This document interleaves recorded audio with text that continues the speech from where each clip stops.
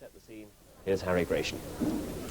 Thank you, Steve. Well, today's clash between Widnes and St Helens in this semi-final brings together the favourites for the competition against the holders. And Widnes in particular have a very impressive record in the John Player Special Trophy, and they're aiming for their 7th appearance in the final. No other club can match that. Now, last week's quarter-final games went very much according to the form book in the end, and Widnes at times looked very impressive against Warrington. Oh, good ball to a fire, he's made something himself. He's going himself. He's in.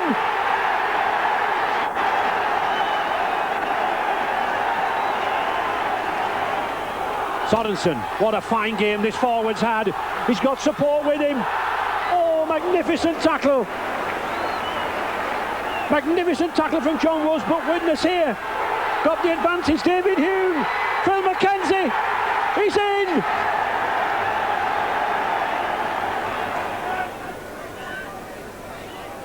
Mackenzie, he can run this hooker.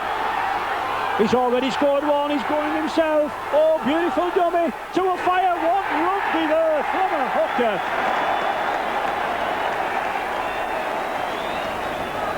The pick of the other quarter-finals was Wigan's defeat of Hull Kingston Rovers in a replay on Wednesday here at Central Park. Last Sunday, Rovers held Wigan rather surprisingly to a 16-16 draw. In midweek, they couldn't hold an ominously impressive Wigan or the talented winger Mark Preston. A brilliant try here. Wigan's array of talent lapped up the chance to run. Hanley sees the gap. Gregory takes on the move, and despite a bit of ball juggling, Preston holds on to gallop in for his second try.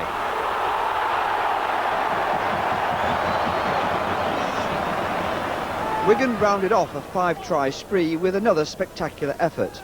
Tony Iro breaks away, swats away 2 tackles, and then gives Andy Platt the chance to score.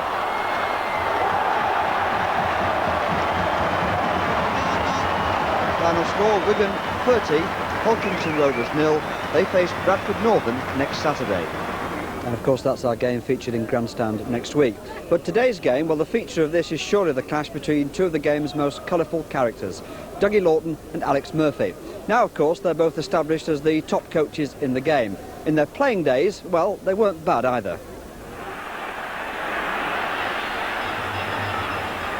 Dougie Lawton running straight, and Dougie Lawton scoring under the post. Clarkson.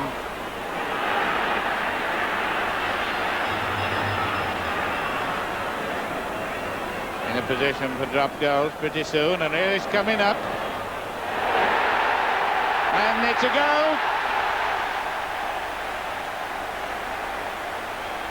Now, Dougie Lawton is acknowledged as one of Rugby League's most successful coaches. Many see Widnes as the top club in the game at the moment. Their contrast in styles is marked. Dougie is laid back, Alex isn't. As the Widnes coach, Lawton's achievements almost speak for themselves. There isn't a trophy the club hasn't won, and in the modern game, no other coach could match this roll of honour for one club. The way the side's playing at the moment suggests at least another one this year. But Lawton's skill is in spotting players, especially from rugby union. I can't put a finger on it. I mean, you just look and you think, oof, he's done something special. And then you research the backgrounds, see what kind of lad they are, see what they've done in the game, get a few other opinions of them, and it goes from there. Martin Afar has been your most spectacular success as far as the headlines are concerned, and he's got everything, hasn't he? Oh, he has, everything, right, without a doubt. It was a bit of luck. I'd seen him on the television. And the other thing I heard, I was listening to Bill McLaren, I think it was, and probably Nigel Starmer-Smith, and they were saying when this fella gets into the England side, what a sensation he's going to be. I thought, well, they've seen him more than I have. So I got on the train down to London and looked him up. And Alan Tate is another great prospect as well? Yes, Alan's been a real revelation. I didn't think Tate was as good as he is, to be honest. He's been a real surprise. I knew he was a good player, but he's a wonderful player. Alex Murphy also fancied Alan Tate for St Helens, and he admits the club made an error. Dougie signed Martin Afire, but I had Alan Tate down at St Helens 6 months before anybody ever heard of him. His father rang me up, and we did nothing about it. Now, I think that's a sin. Murphy has also won every honour both as a player and a coach for Wigan, Warrington, St Helens and Lee, and as the current holders, Saints will take some beating. Alex makes headlines all the time, and often he ruffles feathers with the game's establishment. Well, I don't mean to get in trouble, and let me be honest, I would never do anything to harm rugby league. I mean, people say that I have a go at rugby league. I'm pretty honest, and maybe like Dougie, a lot of people, you know, Harry, don't like the truth, and especially people in high places. They get a bit upset because they think he's saying something about me, he's criticising me. I'm not. If we want to be big in rugby league and we want to go worldwide, you've got to accept criticism. I have a lot. I have it on my back every week. Doug, what do you think of Alex Murphy? Well, I've a lot of time for Alex. I started off my professional playing career with Alex, and at the time I'd more or less had enough of the game. I thought it was too hard for me. My dad said, just go on and have a game, and I was stood out there about fourth man out, and Alex said, here Dougie, get this and run, and I did, and from that day on I became a better player. What do you think of Dougie Lawton as a coach then? I think he's a smashing chap. You know, we have a pint together, and contrary to what people say, Harry, we are very friendly. Irrespective of what goes on in the dugout, we go out afterwards and it's forgotten. So a lot of people jump to the wrong conclusions. I'm looking forward to Saturday. I think it'll be a great game by two great teams. Just shared a lovely moment in the tunnel here with both of those coaches. Dougie Lawton having a cup of tea. Alex Murphy said, can I have a drink? And Dougie said, do you know where you can make the cup of tea? So that's been happening just a few moments ago. Well, let's concentrate now on this game. Plenty to look forward to, and let's join our commentary team of Peter Fox and Ray French. And first of all, the team news. Yes, thank you, Harry. The rain just beginning to come down here at Central Park, but a good crowd, I think, expecting some pre-Christmas festivities, and some the fitness of that full-back there, number 1, Phil Beavers. He's been suffering from a touch of gastric flu, but he's recovered. Coach Alex Murphy prefers David Tanner on the wing to his new £85,000 buy from Neath, Mike Carrington, and he keeps his faith there in the scrum half, Darren Blower. Neil Holding still got to be content with the substitute spot, but I think if he needs an injection of pace in the second half, we'll see Holding appear. But Widnes coach Doug Lawton, at last he's been forced to make a team change. The first time in 7 matches. Wing Rick Thackeray's out with a groin strain, and youngster Barry Dowd coming in there at number 2. But there's no shortage of pace in that back line. Alan Tate, Andy Courier, Martin O'Fire, they're all capable of scoring tries from long distances. And I think, Peter, this is a game really with a lot of back skills, isn't it? It is. Both sides have got very good backs indeed, very quick, very skillful, and today we hope for an open game. And the rain just relenting at the moment. The Central Park pitch there, as we can see, in excellent condition, a tribute to the groundsmen. They were out this morning putting the divots back down. Had a lot of nerves here. Shane Cooper, the Kiwi, not been in his best form, this St Helens captain, but if he strikes form, his ball distribution, his prompting of the forwards can make the Saints tick. The underdogs here this afternoon, Peter, Widnes, very much the favourites, aren't they? They are the favourites, but I think that St Helens are a team that can just put one over on Widnes, providing they get the 4 on top in the forwards and give their 3 quarters a little bit of room to play with, Ray. And that's the man, I think, the captain, an excellent ball distributor, prompts the forwards. As I said, not been in the best of form, but if this lad hits it, well, Widnes had better watch out. And certainly he's been a lot the motivating force of Shane Cooper. Paul Forber, a young lad from the Thatcher Heath Amateur Rugby League Club, very powerful lad, local St Helens boy, just making his way in the game, moved up to the prop forward position today. Tony Burke, the horse there, number 8, alongside him. Paul Votin, number 13, the lad from Manly, Australia, had a superb match against Wakefield Trinity. Saints were trailing 18 points to 2, and this boy really took it by the scruff of the neck. And here's a man who can take a game by the scruff of the neck, Kurt Sorensen. Widnes, captain, 13 seasons as a test forward, and still a threat to any opposition. Richard Ayres there, St Helens boy, ex-Blackbrook Amateur Club, very keen, and Andy Courier, the goal kicker, and Martin O'Fire. And the referee, Kurt Sorensen, the very powerful figure. 13 seasons since He won his first Test cap with New Zealand, but still a threat to any side. A lad who leads from the front, typical captain style. And Martin Offiah, what can one say about him? 44 tries last season, 19 on tour down under, and now at the top again with 24, and surely destined for even more this season. Looks very, very fit, very lively. Joe Grimmer, we noticed that headband there. 4 stitches in his eye for this number 10, and I know his wife, who's in hospital, she had a little baby on Thursday. She's watching this. She'll be very, very keen to see Joe do well. Another of the Kiwi pack, and Barry Dowd coming in for Rick Thackeray. There'll be a lot of pressure on this lad, and the referee, a lot of pressure on him too. Stephen Haig from Ossett in charge today, facing his biggest test to date. He's just been promoted this week to the league's top 10 referees. This new system of marking referees and allotting them the top games. We'll be very, very interested in his performance, Peter, I think. He's a good referee, Ray. He deserved his promotion. I think he'll go on to better things. So, Andy Courier about to start this first semi-final here at Central Park. John Player Special Trophy. Already had a very big influence in Widnes' run this season. They've beaten Featherstone, Sheffield Eagles and Warrington.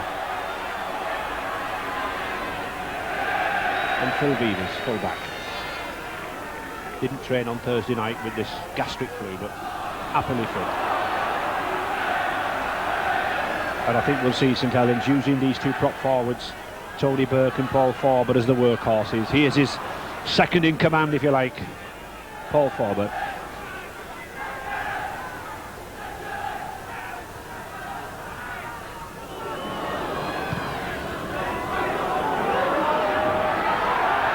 Well, easily taken by Alan Tate. But I think the kick was well intended. There's quite a strong wind here, Peter, isn't there? There is a strong wind. I think both teams will be kicking on the 4th or 5th to try and make ground down the field early, Ray. So, Widnes in possession. Phil McKenzie, number 9. Mike O'Neill,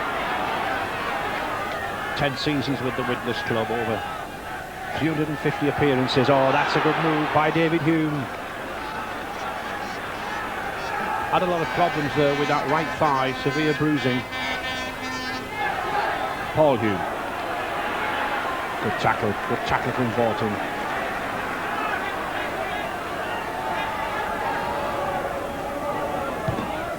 And I don't think Richard Earls really relished getting that ball. But Tanner, oh, he beats Offiah comfortably. And a tremendous roar, Peter, from the St Helens fans. That raises the crowd's voices there, Ray. Yes, they'd love to see their men beating the opposition. To beat Martin Offiah is spirited indeed. And I think that will do David Tanner's confidence good, won't it? It will. He'll be wanting to hold Offiah when he's got the ball, though, mainly. And a penalty. Already what looks to have been a high tackle. Referee Mr Haig right on the spot, very firmly did. Having a word to Kurt Sorensen, the Widnes skipper. Plays the game rough and tough, this lad. But you can play it too tough. Here we see a 2-man tackle and Kurt Sorensen going to be tied first and Grimmer completing the tackle. But referee Mr Haig wants to have a word with Sorensen. Yes, referees this week have been instructed by Fred Lindop, the new controller of referees in Great Britain, to stamp out all this head-high tackling and any off-the-ball incident. So, first attempt from Paul Loughlin. It's a very, very long way, just 3 yards there inside the half. But he's got a good following wind. He's a powerful lad. He's got 14 stones to put behind this kick. And he puts the weight behind, and he gets the 2 points. So, confidence there for the Saints. St Helens 2 points and Widnes 0. Paul Loughlin using the wind there to good effect. 6'3", very big lad for the centre. His 47th goal this season. But early days yet. Tanner. Good utility player, this lad, David Tanner. Played at full-back, centre, wing, even stand-off for the Saints. And there's a lad keen to do well, David Cosgrove, number 9, a Widnes-born player.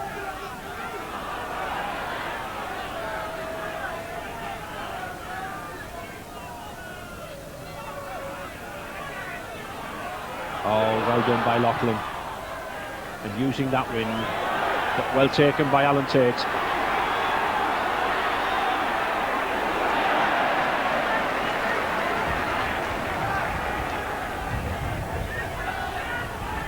Hugh.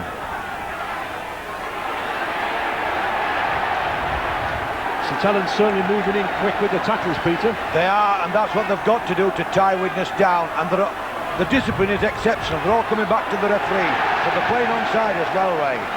In fact, I know all season Alex Murphy's been very, very worried about the defence of this St Helens side. It looks to me as if he's done a lot of work this week on it. And forcing Widnes to kick against the wing. Darren Bloor. I think that really was tackling, forcing Widnes into the kick, Peter. Yes, an error on the kicker's part there. He had to rush his kick, but he was challenged by the tacklers, and this will worry them at the moment. Cooper. That's a good ball to Vortin. Beavers.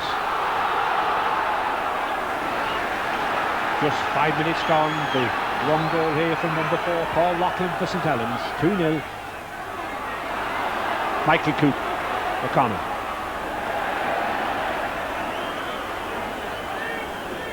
Unceremoniously dumped there by Tony Myler, the Widnes number 6.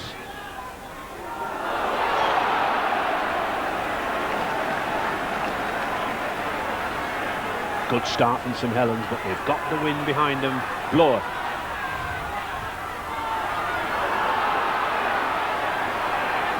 Beavers attempting to make something out of nothing there, but no way through for Les Clerk.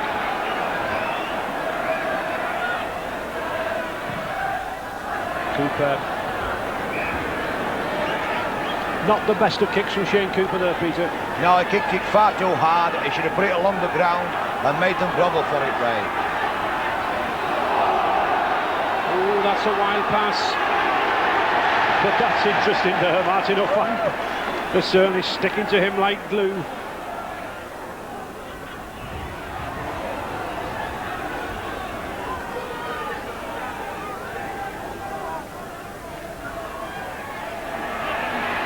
That's a good ball from Sorensen to Ayres.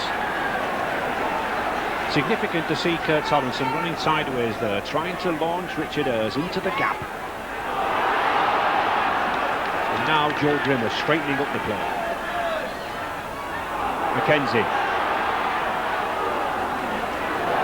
And that's a bad drop by Tony Myler. In any semi-final, a side has got to hold the ball. Possession absolutely vital.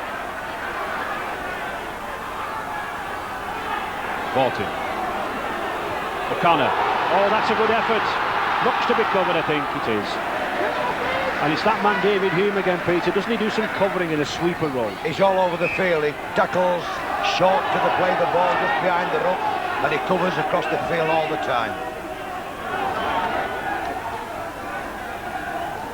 Well, Alan Tate just inquiring where the offence occurred.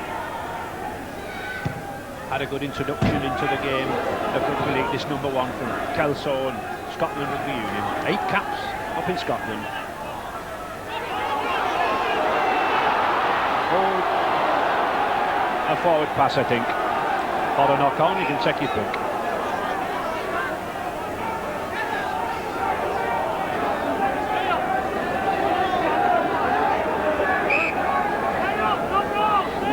St Helens pack look very, very keen to get down, especially Forber there. Got a battle on his hands with Sorensen.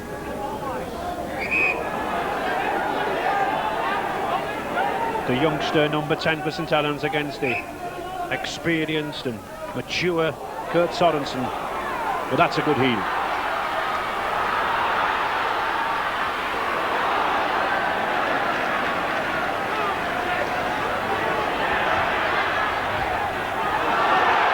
Well, that's a penalty, yes.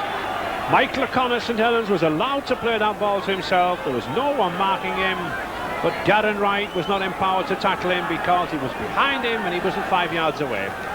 Silly offence there from Darren Wright for Widnes, and cost his side 40 yards.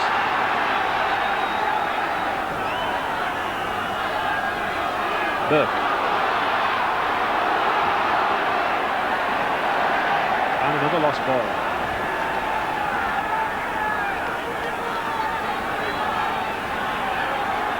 Joe Grimmer. St Helens already beaten York 14-6, Hull 16-13, and Wakefield Trinity 34 points to 18 to reach the semi-final. And of course the holders of the tournament, but here's a chance. Richard Ayres, he's looking for a fire now then. There's the pace, there's nobody will catch this lad. It's a formality. It's like shooting a bullet from a gun when a fire gets it. His 25th of the season, and it came from that Richard Ayres break. Magnificent rugby from Widnes. They've been on the receiving end and suddenly they've broken out, and this is the man to do it. Doesn't he score some tries, this lad? We saw 2 last week against Warrington. He scored in 15 successive matches last season to create a Widnes record, and already he scored in every round of this game so far. And what can you do now, St Helens? Here's Richard Ayres making a beautiful break, and he gives it to Mr Magic. Sets his stall out, and he's looking for defenders. There's none in sight, and he's taking them on now. A little bit naughty with Mr O'Fire. I'd have gone behind the post a little bit quick if I'd have been him. Yes, he's made a tricky kick for Andy Courier. And it is, yes, the wind just taking it away. I think Andy Courier would have welcomed O'Fire taking Peter Fox's advice with a score 4 points to 2 for Widnes then. Here's Richard Ayres, who comes quickly into the scene. Martin O'Fire on the left wing. Martin's looking for the tacklers here, but if he concentrates, he'd have gone behind the post. Instead of that, he's just nodding his head and taking on the defenders. He really is like a racehorse, Peter, isn't he? Oh, he's exceptionally speedy, and this is a tremendous asset to the team, right? Paul Hume, number 13, brother to David at scrum half. Tony Manning.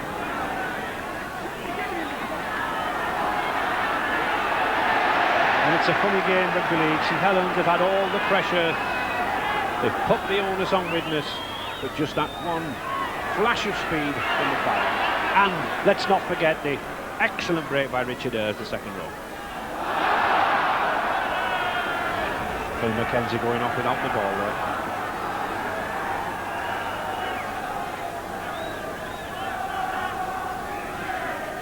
Widnes, twice winners of this trophy. 1975, 76, 78, 79. 10 years since they were last in the final. Cooper. Well, this is good play from St Helens.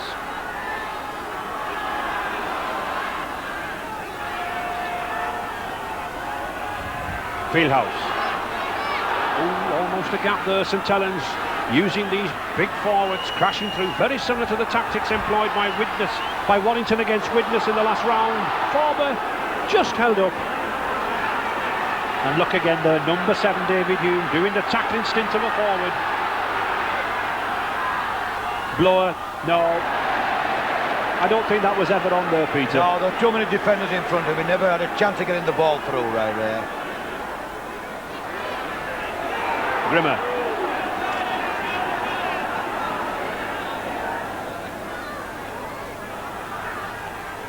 Hume. It seems to me as if Widnes looking to open this ball out at every opportunity, even on their own line here. Dowd.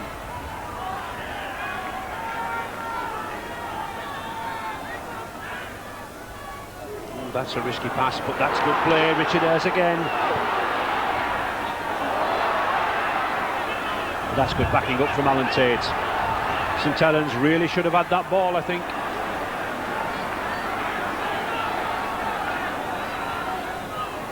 Courier.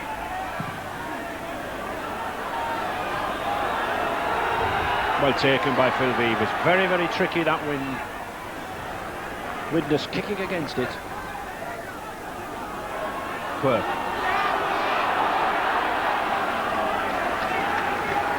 You were only saying, Peter, before the match, you thought this number 5 should come inside more. I do. I think that Quirk is a big, strong fella, can run. I think he ought to be coming inside more, taking the ball and trying his hand in the centre of the field. No, referee Mr. Haig not having that. Reckons that the ball was lost in the tackle. I'd like to see a referee who talks to the players. I think many of the spectators don't appreciate actually how much talking goes on between players and referees. That's right, and this fella started well, Ray. We've had no problems at the moment. That's a good pass.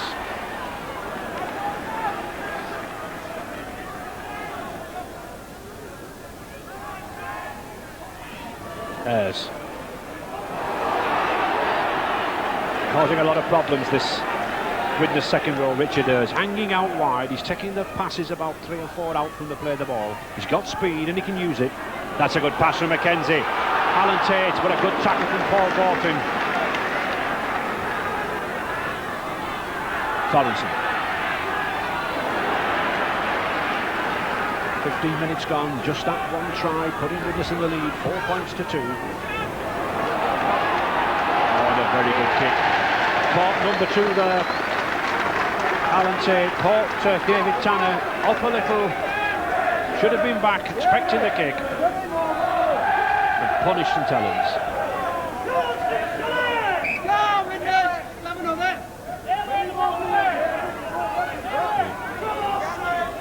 Darren Bloor to put the ball in. Well, I think the referee's not having that.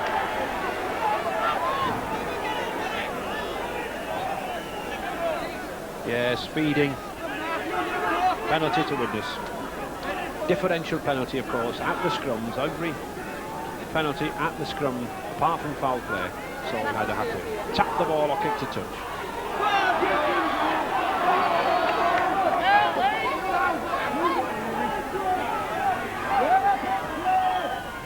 Sorensen. And the fire's in the line.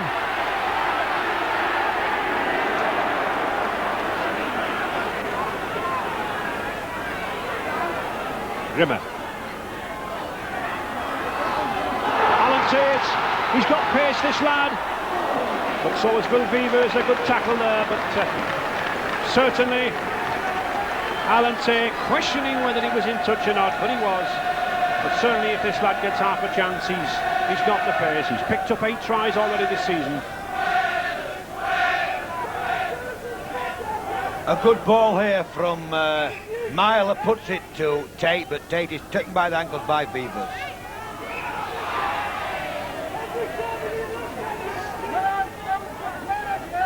And a little over-eagerness by Widnes. Put up against Phil Mackenzie.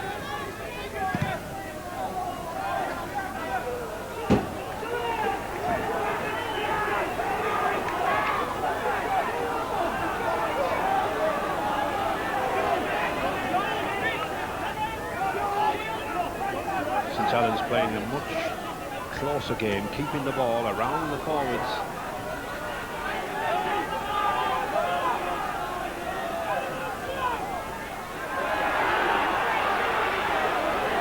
I don't think this is really getting St Helens anywhere, Peter. No, they're playing it just a bit too tight at the moment. They've got to get it a little bit of width on the ball.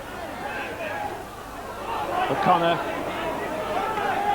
And certainly with lads like this lad from Manly, Australia, in the centre, there's no reason why Shane Cooper can't move the ball out. This is better. Fieldhouse, 6 tackle. Loughlin. That's a good kick from Loughlin. Sensible kick. He knew it was the 6th tackle. Mr. Haig had signified that and gained an extra 25 yards. This 22 years old centre for St Helens.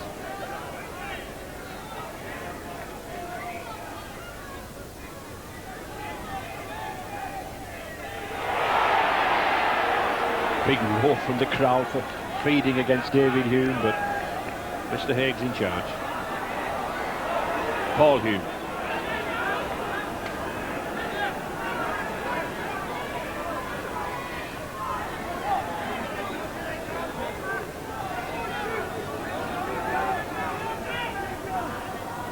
O'Neill.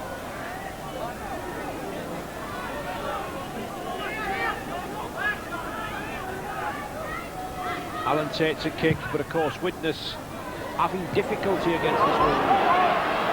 And Phil Beavers too. Tanner.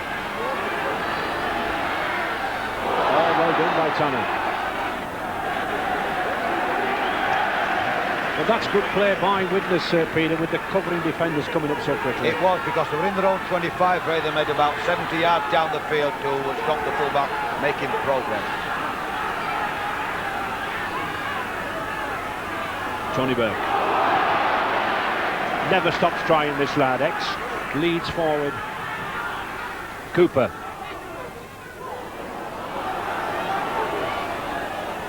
And who's there again? David Hume, number 7, playing the sweeping goal. Obviously, watch St Helens, I think Coach Doug Lawton, that Darren Bloor puts the little chip kicks through.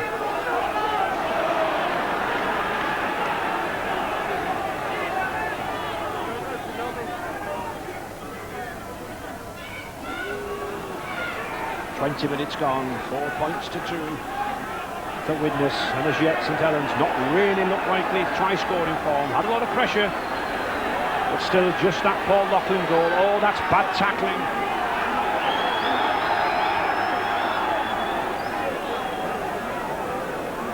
And the touch judge, Mr. Milburn, obviously spotted an incident.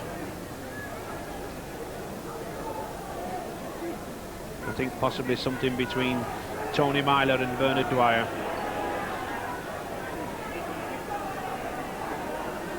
Yes, let's have no more of it. This young lad, David Hume, always goes in to see the referee, even though he's not captain. He's a good disciplinarian, isn't he? He is. He stands and listens, Ray, and he's ready to give a little bit of advice. And a player can pull another player out from getting overheated. So, St Helens need a little heat now. Dwyer.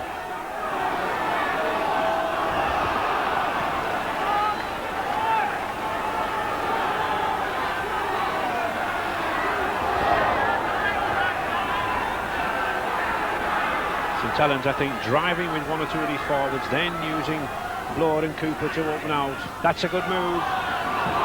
Forber.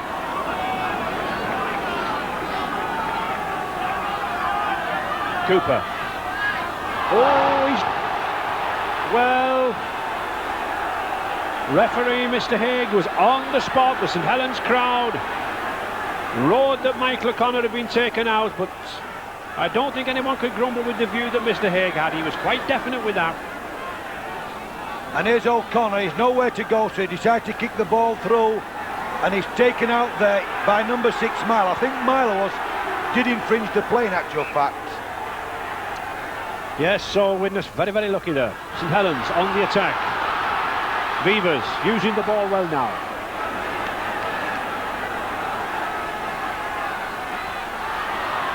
Fieldhouse.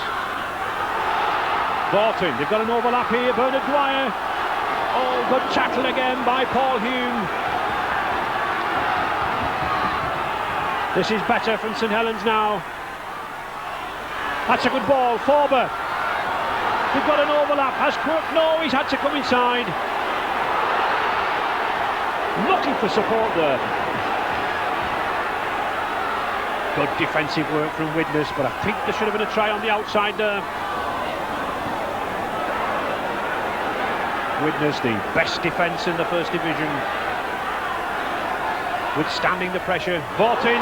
Oh, that's a good drive, but I don't think he can get the ball down. No, he can't.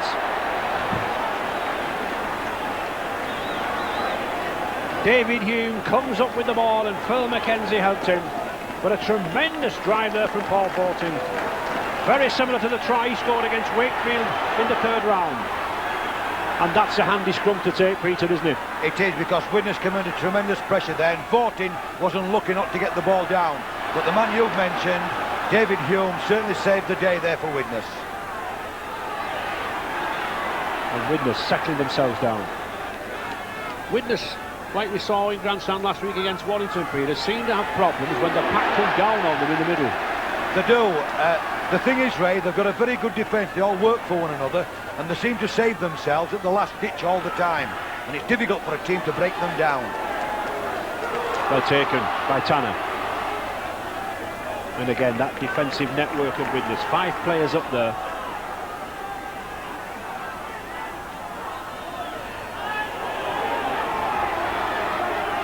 St Helens, the holders of this trophy, beating Leeds here last season on this ground, 15-14. Cooper. Fieldhouse. Well, the crowd roar for a high tackle, but Mr. Hager judged that it was the shirt collar, and I think he was right there in that case.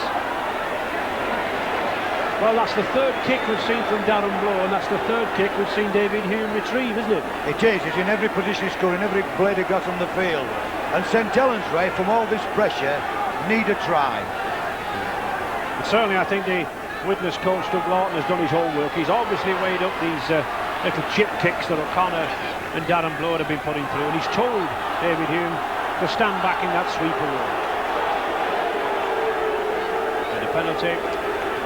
Yes, interfering at the play of the ball.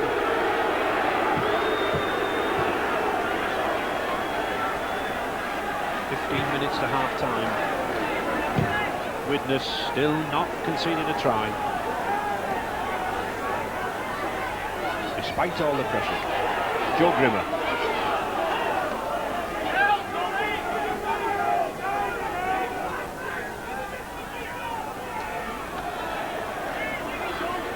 And a contrast in moods, I think, here. St Helens have usually treated semi-finals with great nervousness. They've lost 5 semi-finals before last year, whereas this is Widnes' record 10th semi-final.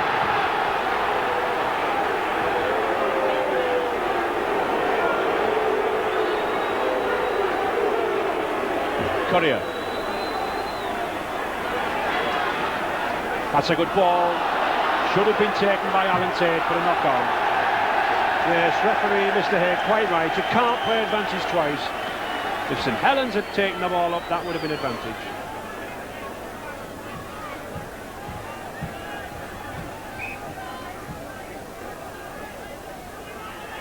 Paul Bortin just having a look what's going on there. St Helens leads forward. That's a good switch. Phil Vivers.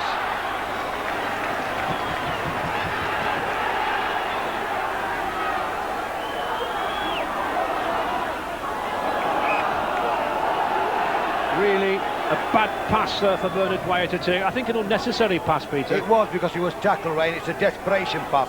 There's no need to make it. You can set up play from the play the ball. And this is where inexperience just shows up occasionally. I think when you've got the position of St Helens have, you need that possession, don't you? You do. You need to control the play all the time. And with St Helens, Ray, it appears, as we were discussing before the match, both the halfbacks, Cooper and Blower, play the same type of game, a handling game, and not one of them is direct and making these darting breaks to get the forwards running. So, David Hume to Tate.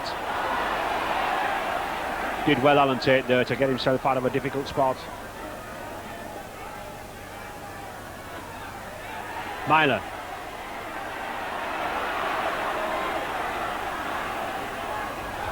Oh, good run by Darren Wright.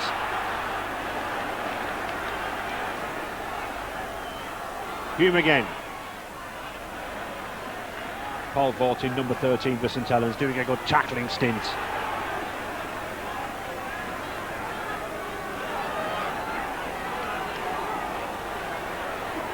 Oh, Tony Myler did well there. Martin O'Fire. Oh, but that's a good cover tackle from Bernard Dwyer.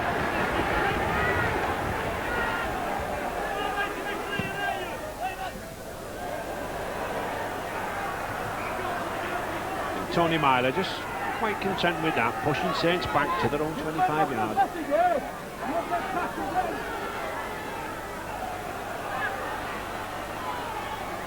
Les Quirk just giving his forwards a rest.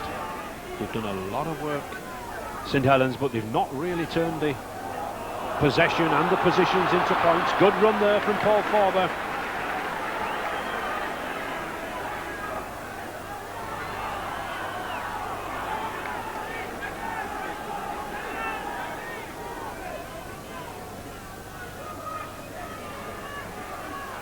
Cooper. O'Connor being well policed. This Australian Test player from Manly.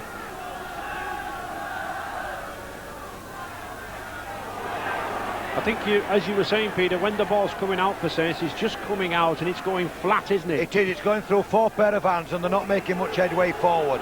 And they've got to be more direct. Fire. Well, he's lively, this lad. He takes some putting down. But a good tackle. And again, it's Bernard Dwyer who put the tackle in. He trailed him, he followed him, and he came up with the ball. Good second row play there.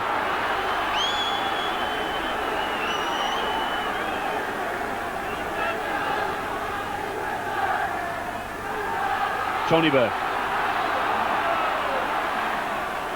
Widnes rarely been out of this half, taken a pounding, but still in the lead, 4 points to 2.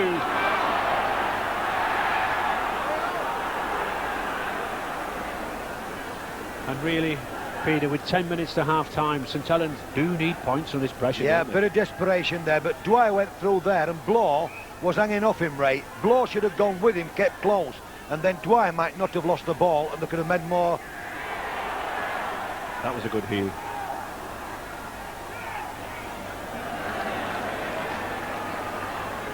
Phil Vivas, St Helens #1, looks to have got over his gastric fluid. Coming in the line well, tackling well.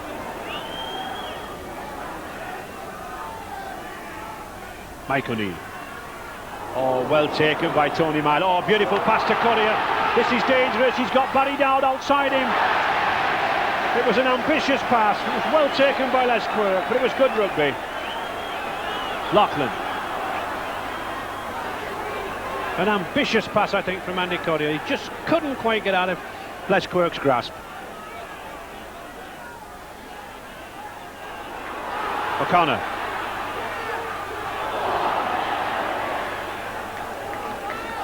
Well recovered by Paul Bolton.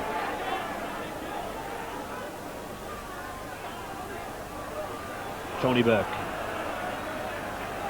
Takes some putting down, this St Helens #8 Burke.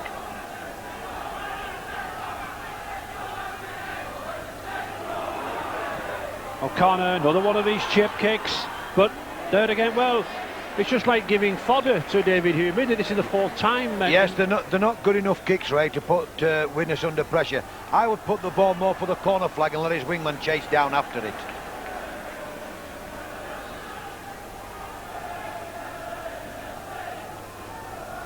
McKenzie. Courier. Very dangerous, this big, tall, striding centre, Andy Courier. Oh, that's a good ball. Well read by Alan Tate.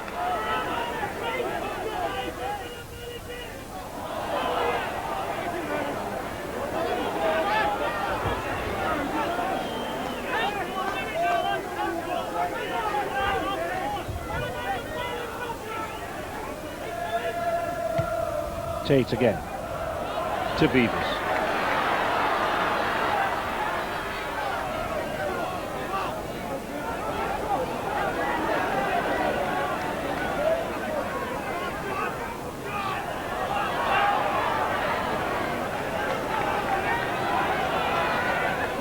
Young Cosgrove distributing and acting half-back. Lachlan.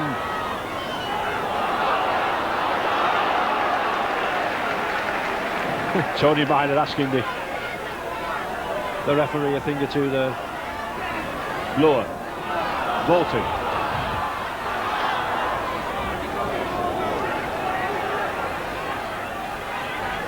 £18,000 to the eventual winners of this tournament.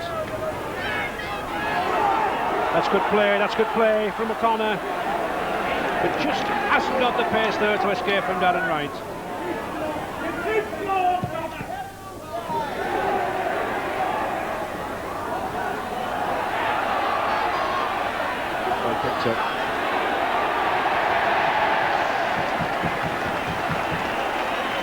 may not have seen many tries in this first half, Peter, but I think we'll see a few in the second half at this pace. We probably will, Ray, because one of the teams, if anyone tired, it looks like St Helens having all the pressure, might be a little bit disillusioned.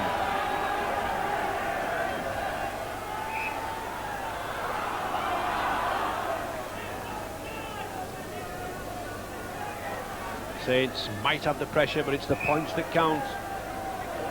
And foot up. Kick to St Helens. Now, can Saints use these 6 tackles? Get themselves in the game. O'Connor to Vivers. That's good play by O'Connor, looking for Quirk. I think he was wanting Quirk to come inside. Dwyer.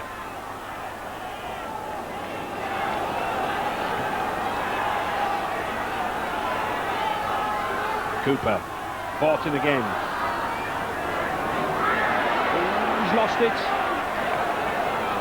Well, it looks like Widnes ball. I think it is. Yes, it is. Joe Grimmer spotted it was on the floor.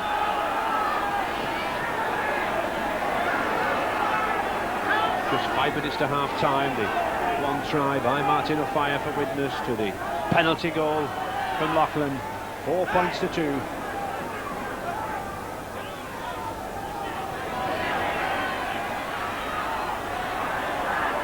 Richard Ayres.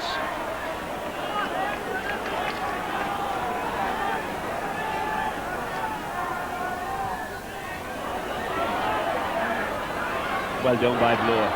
Well, I think Phil Vivers took the wrong option, Peter, didn't he? He did that. He was going to go to the right and he ran straight into Courier.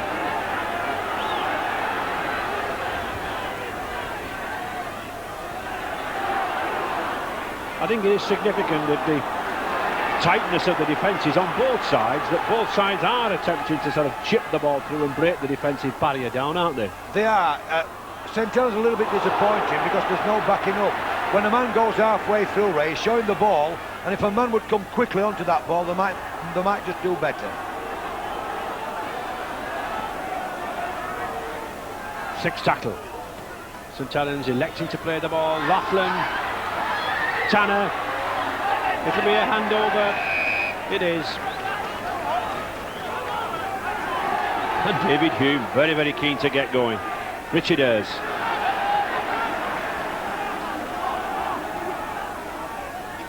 Grimmer.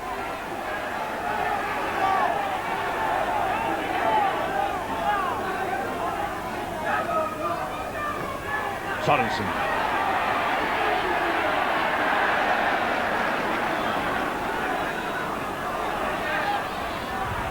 Oh, that was a good pass.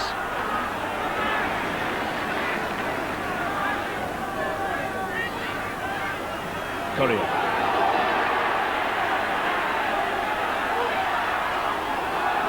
This is good tackling stint by St Helens, certainly. I haven't seen Widnes all season looking as flummoxed in midfield there. 1 or 2 of the forwards putting the balls back and 1 or 2 of the forwards standing still on receipt of the passes. But again, it's Widnes with the points on the board.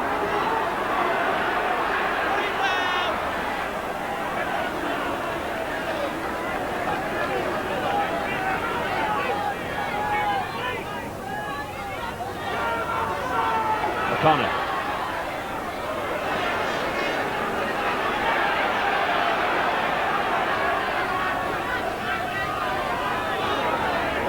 Les Clerk checking Peter Fox's advice there, coming inside a little bit more now. Horber. But as soon as a gap appears in this Widnes defence, it tightens up, it closes up. These young back trio of O'Neill, Ayres and Paul Hume, everywhere covering the field. 6 tackle coming up, 2 minutes to half time. Tanner.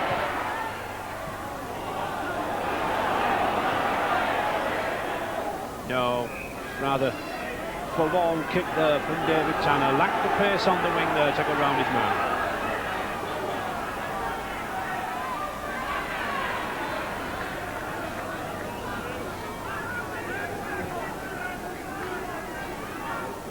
Hume.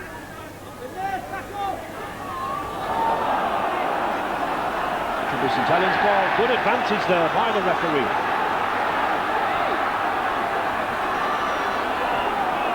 Tony Burke, well, looking for support, but the support's not there, Peter, is it? It's not there in movement, Ray. They're just going to be standing back and waiting for a clearer chance. Cooper. Just a minute to half-time. 4 tackles to go in this stint, and St Helens certainly need to translate this possession and this territorial advantage into points. 3 tackles. Beavers. Forward, that's a good ball. He's got Lachlan. Quirk, he must be in. He's in. Oh yes. He spotted the gap, did Les Quirk. Superb passing along the line. It was a nice, delicate touch there of Paul Forward, I think, on the outside.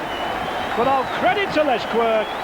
He saw he was confronted by the defenders, and he shot inside. St Helens 6, Widnes 4, and suddenly all that possession translated into points. And this is just what St Helens needed. Orthodox passing across the field until Paul Forber gets it. Then a good short pass there. Swinging out to Quirk, and Quirk, very strong and powerful, and in without a tackler getting near him.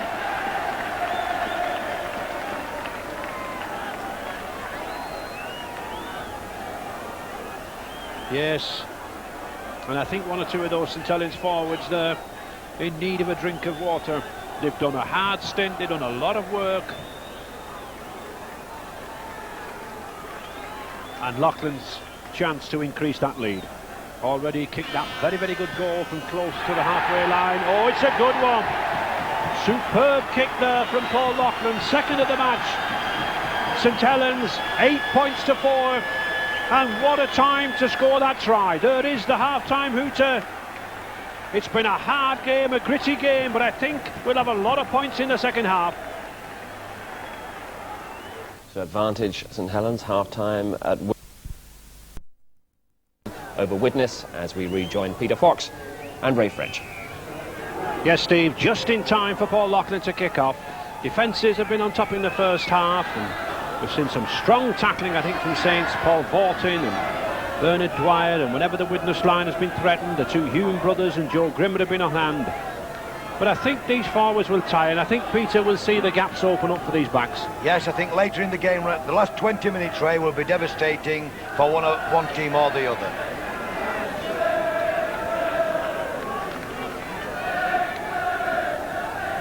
Widnes got the wind not completely at their backs now. In fact, in the last 10 or 15 minutes, the wind now virtually coming across the field.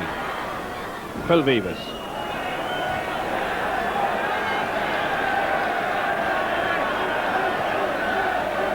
Cosgrove. Having a good game, this Widnes youngster, number 9 from the Farnworth Amateur Club in Widnes. Shane Cooper. Dwyer. Laughlin looking very, very dangerous. Shane Cooper, St Helens skipper, had stitches over his eye, but carrying on.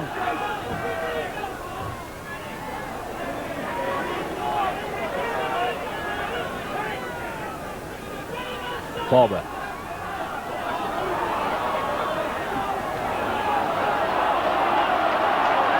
Proving difficult to put down, this lad Forber, having a good game. Moved up to prop in the absence of the suspended Stuart Evans. Tony Burke. And these 2 prop forwards doing a lot of damage for Widnes. They are, and they've done it all the time, these 2. Burke and Forward have been going through, going hard, going strong and making headway. That kick from Bloor too far. Darren Bloor, the ex-Salford player, misjudged the strength of the wind.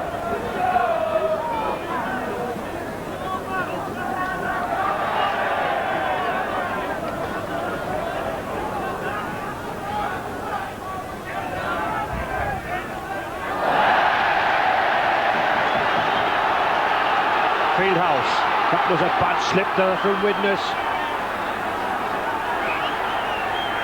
And stealing the ball. Referee Mr Haig must have adjudged that the tackle had been made and penalising Joe Grimmer for stealing the ball. A little ill discipline there from Widnes. But it's often very difficult, Peter, that situation for a player, isn't it? It is. Grimmer had lost the ball and he felt he had to try and regain it, Ray, and he thought he was doing it fairly, but unfortunately when you're in the tackle you can't afford to steal the ball under the referee's nose. It certainly looks a comfortable shot for Loughlin.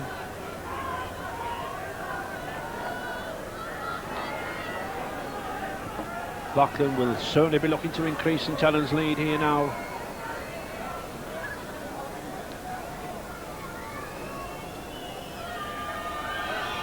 Simple kick, simple 2 points, and St Helens edge out further. 10 points to 4 now for St Helens. Widnes were the 9-4 on favourites to win this match, and the 2-1 favourites to take the trophy overall after Christmas. But a lot of work on now for Widnes.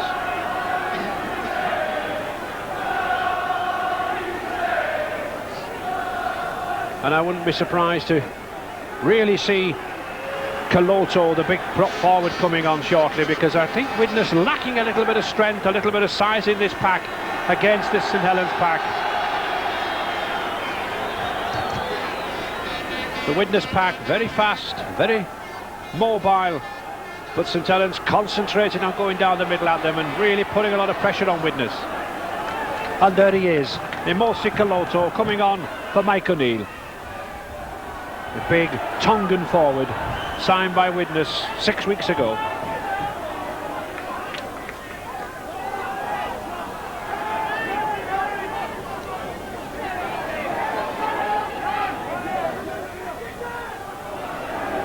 Vivas.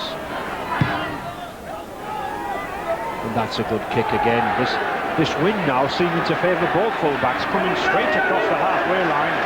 And if both fullbacks can flight the ball, they can certainly get the ball carried long distances.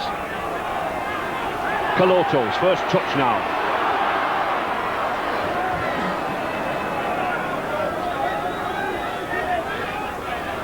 Hume.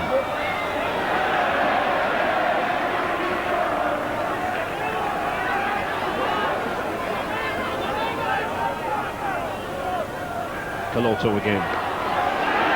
I think this is what Doug Lawton's looking for, isn't he? Some big forwards to drive down the middle. He is. He hasn't got a great deal of weight in the front row, and he'll be looking to Mackenzie as well, making better runs than he's just made there. Richard Ayres. And the 6th tackle. David Hume looking to slot that ball in the corner. But well covered by Quirk.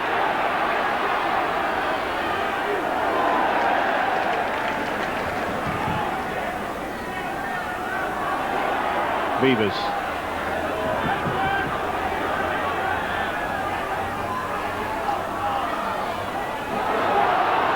This lad Cosgrove, a Widnes lad, very, very keen to impress, only broke into the St Helens side 2 or 3 weeks ago, playing his heart out.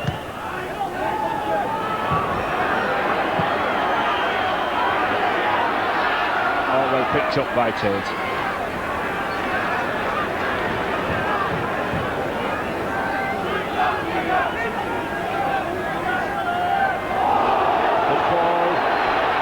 Play on, says Mr Haig. Look to high tackle there on Caloto. But Mr Haig playing on. Hume. That's a good one. That's a good ball from his brother Paul. But that's a superb tackle from Phil Vivas. Widnes moving it now. Usual style. Caloto again. Oh, good. Just couldn't get the ball away. Now Mackenzie beginning to run from the Atin half-back position. Courier. And suddenly, Peter, Widnes moved up a gear. Yes, it looks as though there's more urgency in the play now, and they've got to get back into this game, because the longer it goes, St Helens have got every incentive to keep them out. Dowd. But that's the handover, the 6th tackle. But I think one of the significant factors already in this second half is Phil Mackenzie, the Widnes hooker. They're running from the Atin half-back position.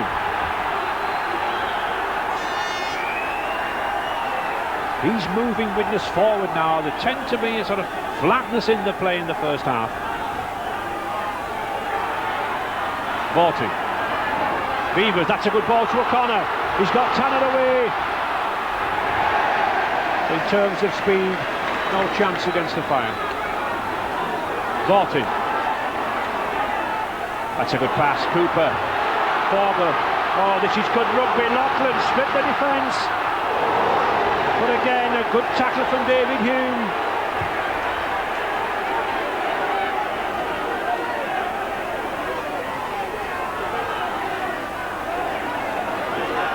Very few forwards working harder than this lad, number 11, Bernard Dwyer, putting a very good stint in this afternoon. Beavers. Oh, that's a good kick, whether or not. Just upset there, Phil Beavers. Just the bounce of the ball took it away. But well intended, well thought.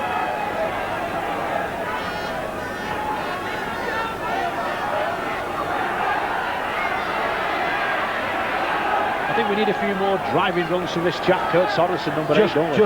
You're right, Ray. Kurt Sorensen hasn't quite been in the game, and he has not been making the devastating runs that he's capable of making. David Hume just having a word of consolation there with Piloto.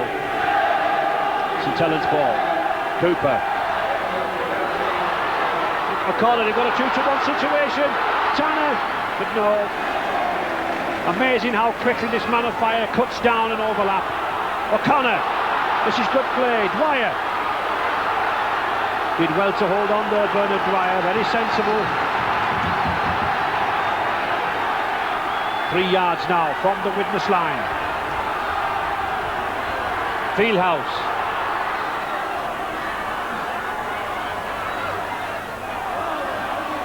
Cooper. O'Connor. Oh, that's a good ball. Good rugby. Well taken by Alan Tate. St Helens 2 opening up now in fine style. But just look at this St Helens pack going. All season they've been criticised for their defence, but I don't think you can say that today. Driving these witness forwards back.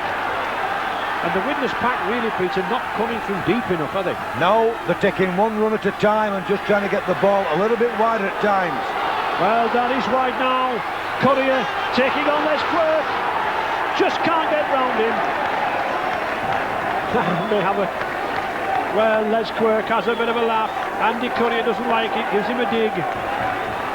Little bit of frustration there on that witness number 3's part. I think he thought he had the legs on Quirk, but he didn't. And already with just 10 minutes gone in the second half, I think we can see a difference in the play. The ball's really moving now. That's a chase for the Fire. Oh, tremendous kick. The Fire's got the run to the line. It's his second try. That's sheer pace again. Martin of Fire. The kick through, spotted at the Saints' gap. The Saints went up flat, and all he had to do was run. St Helens 10, witness 8, and the Fire's second try of the match. 26th of the season. And he continues the Fire march. And this is a spectacular movement by witness here. A brilliant kick by Tony Myler. He's got to kick this ball as deep as he can down the field. The big chase is on, and watch this ball roll over the line for a Fire's easy touchdown. I could tell you where they've learnt that move as well, but I won't at this point in time. Are you saying you do it at Featherstone? Well, Peter? Stedman does that for Chris Bibb. We scored many tries from it, Ray. Well, Leeds will have something to say about that tomorrow, no doubt. That's if they're watching. Andy Courier then to take the goal.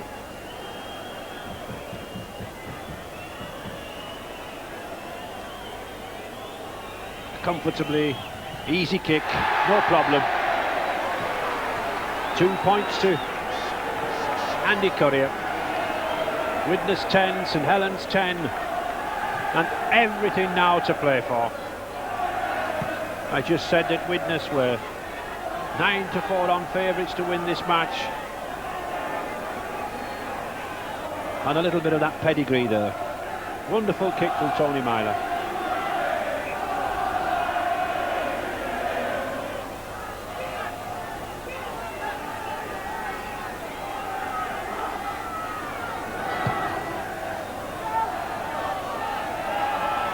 To Tony Myler. Yao.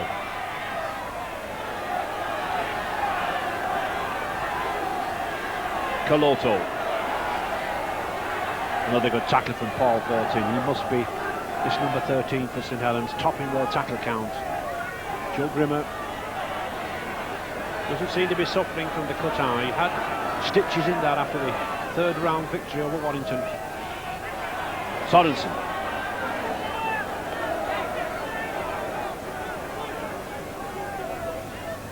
Back to Tate. That's a good kick, flighted it well. And 4 Widnes defenders up.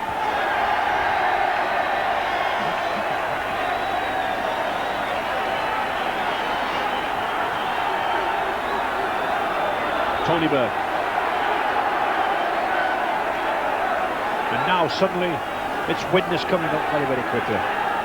Surprising what a try does, Peter, isn't it? It is. It puts the incentive into the camp, and St Helens will find it difficult now and hard to get back down this field and raise the game for a moment to Ray. They've met 5 times in this John Player Trophy. Widnes have won 3, St Helens have just won 2 of the matches. And level here, 10 points each. That's a good pass from Weavers. But neither wing, Peter, for St Helens really have the pace to outpace this Widnes cover, have they? No, not quite. All the Widnes three-quarter line, they've time to turn round and chase the men and catch them before they've made much ground. Tate.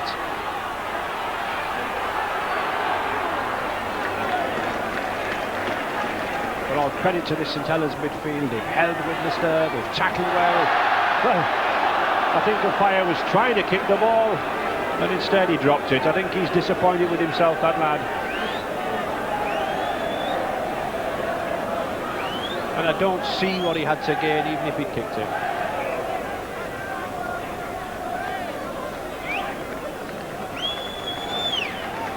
And youngster David Cosgrove coming off the hooker. I think we'll see Bernard Dwyer go into the hooking position. We will. And Roy Haggerty, the second row, went down under with the Great Britain side coming on. I think what Alex Murphy wants, Peter, is an injection of pace. I think a running forward. He is, and he wants a man that can beat men in the tight, and this is what Aggie can do when he's at his very best. Cooper. O'Connor. Oh, that was good play by the centre. Les Quirk. Another battle again between himself and Courier. Well, he might get penalised for that, Ray. Yes, you're quite right, Peter. Being dragged into touch. No, referee. Is he giving a penalty? Yes, he is. You cannot pull a player artificially into touch like that. Good decision from Mr. Haig. I thought for 1 minute he was just going to allow the play to continue. And Quirk tries to get round his man here, Andy Courier. Courier gets hold of him, okay. He tackles him, but he can't do what he does now. Drags him, look. He can't do that. Well, he can, but he'll get penalised. And it could cost him 2 points if Paul Loughlin continues his form. 3 goals already for Loughlin.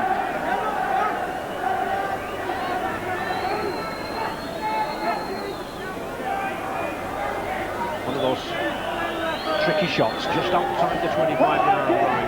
Well wide there on the touchline. Oh, it's well struck. It's a beauty straight between the posts. St Helens back in the lead again then. 12 points to 10. And certainly Loughlin giving an exhibition of goal kicking here this afternoon.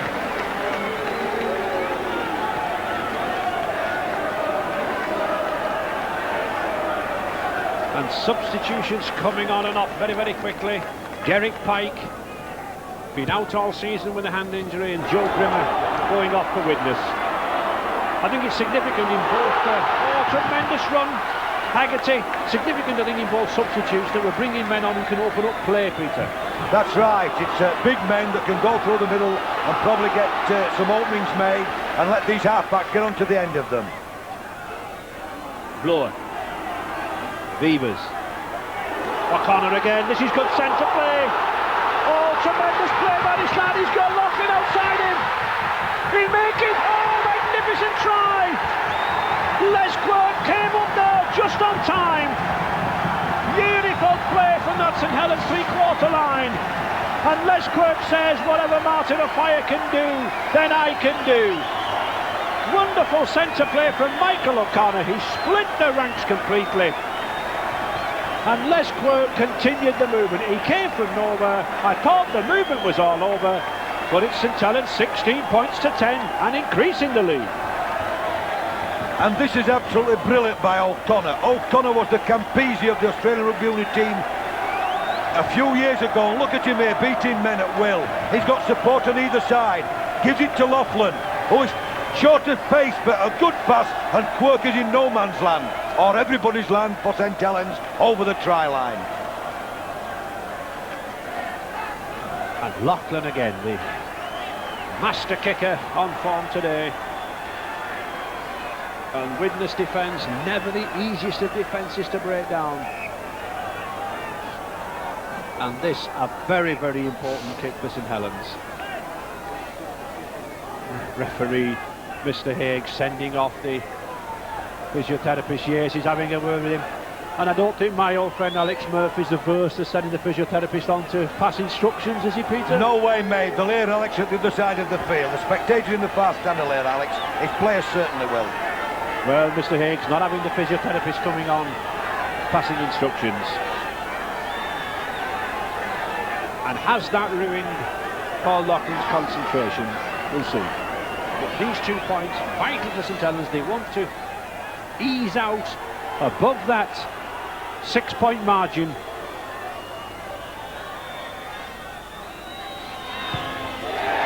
And they have done. 8 points lead now, 18 points to 10. And the physiotherapist back on again. Well, this time it is for a wrist injury there to Laughlin.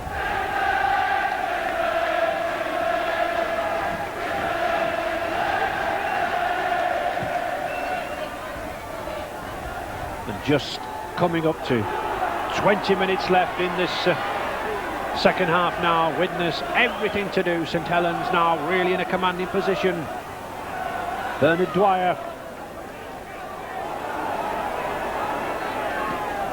They'll use the forwards here.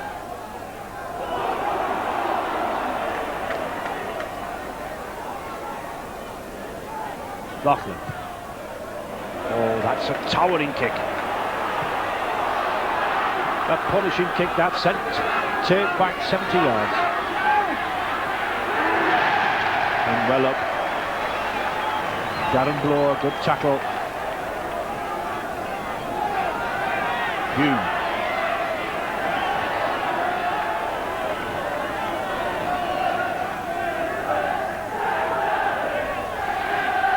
Paul Hume.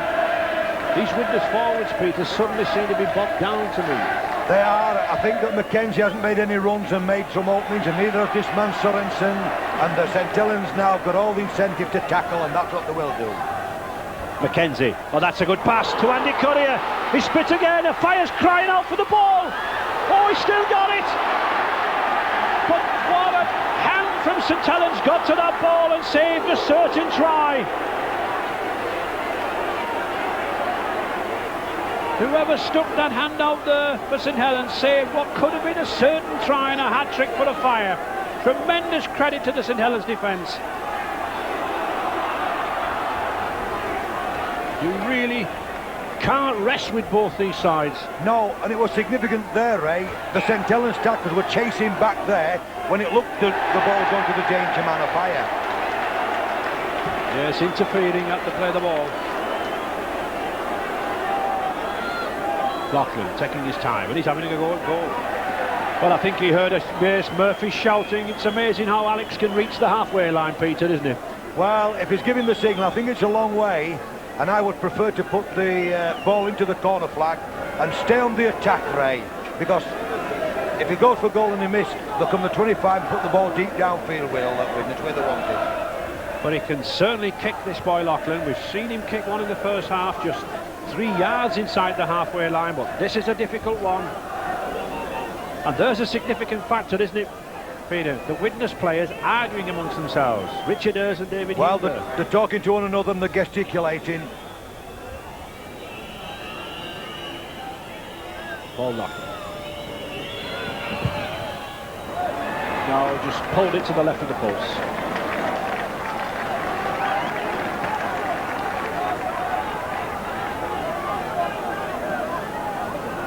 But the ball went dead, so drop out. Vivas.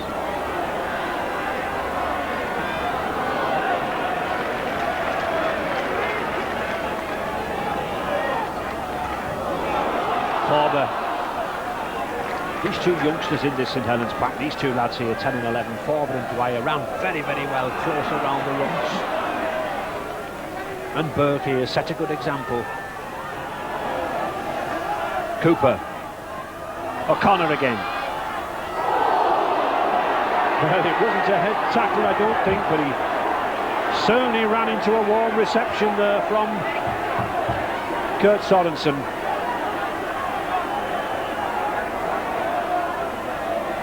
And Kurt Sorensen just watching the damage.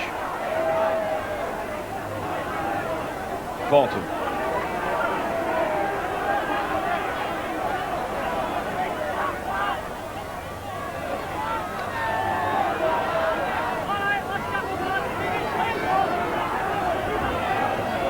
Haggerty trying a drop goal. No. He has kicked one drop goal this season. He kicked a lot last year. And Widnes looking to get this ball out now, move it wide. Certainly I don't think Widnes can take this game down the middle, Peter.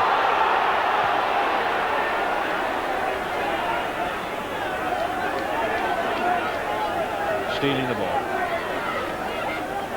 And that's one thing that St John's don't want to do, Ray, give penalties away for no reason. It's the only way Widnes now are going to go the length unless a Fire can get another good run in.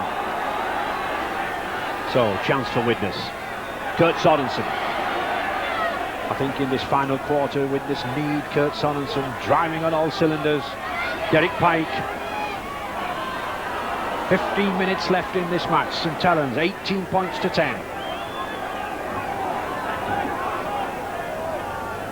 Pike. Good ball distributor, this lad.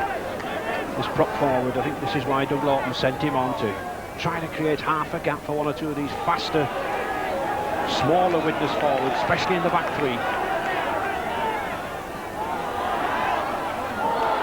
That was a timely knockdown.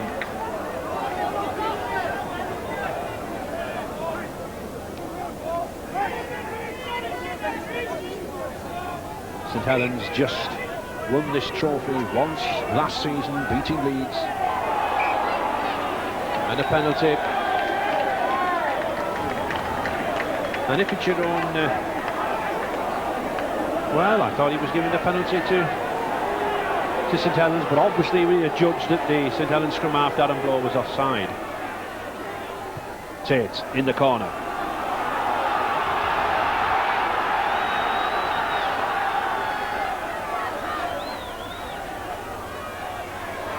Pike.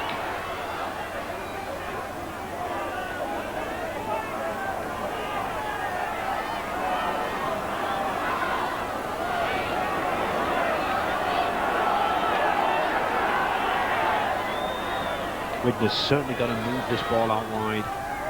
That's a tricky move. Tony Myler. Oh, that's a good ball. He's still got it. Alan Tate couldn't get away, but just locked Phil Vivas. Spotted him there. His opposite full-back. Been a good battle between those two lads.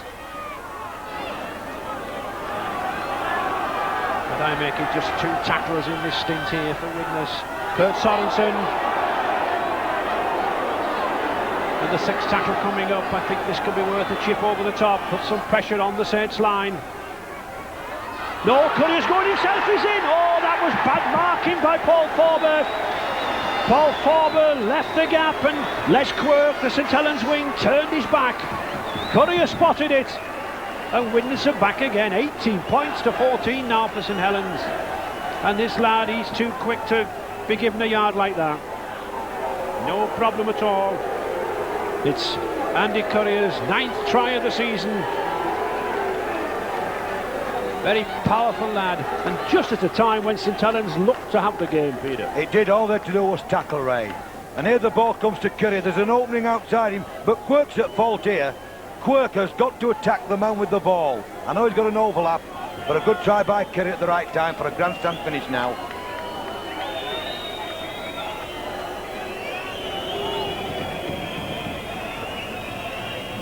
Andy Courier. Just the one goal.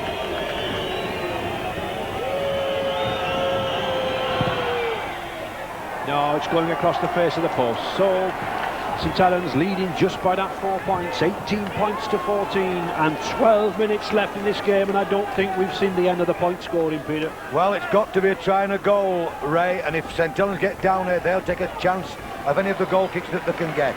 And as I forecast at the beginning of this game, I thought we'd see Neil Holding come on in the final quarter. A sudden injection of pace at half-back, I think, is what Coach Murphy will be looking for.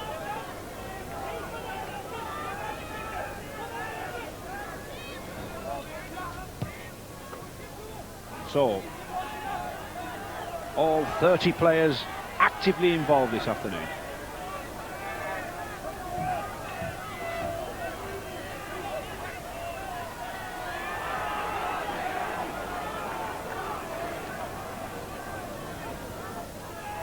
Pike. That's a good ball and well taken by Ayres. He's got it out to Tony Myler. Oh, why did Tony Myler dummy there? I think he had a chance outside him, gone begging, but it's Widnes on the attack. Well picked up by Sorensen. Alan Tate. Oh, he's got it back. He's got it back. Michael O'Connor let it go. Another 6 tackles to Widnes. Hume. That's a good ball to Coloto. A better ball to Andy Curry. They've got a fire looming inside. But well spotted by Tony Burke. You don't get many prop forwards tackling wingmen, but Tony Burke took his chance there, spotted the fire. And it's moving across the wing, but there's no man on the wing. Oh, here's a chance. Alan Tate. He's put his head back. A beautiful pass to Richard Ayres. He's in. Oh, a superb piece of rugby. Alan Tate, for 1 minute, was going for the line himself. He drew the cover and put it over his head to Richard Ayres, and good support play from this Widnes second row. And suddenly, from Widnes trailing 18 points to 10, they're back at 18 points each. Widnes moving the ball across the field until it gets to Tate, and Tate comes into the line on a run there, and he's going through. And what's this professionalism now? Richard Ayres, a beautiful take there, and striding over the try line to give Widnes a chance of pulling out another Houdini act. Yes, good support play there from Richard Ayres. All he had to do was run, but you've got to be in the position to be able to run. And the kick that could put Widnes in the lead. 18 points each. 9 minutes left to play. Courier to kick. He gets it, 2 points. So, suddenly, Widnes straight back. 2 tries there in 3 minutes, 20 points to 18.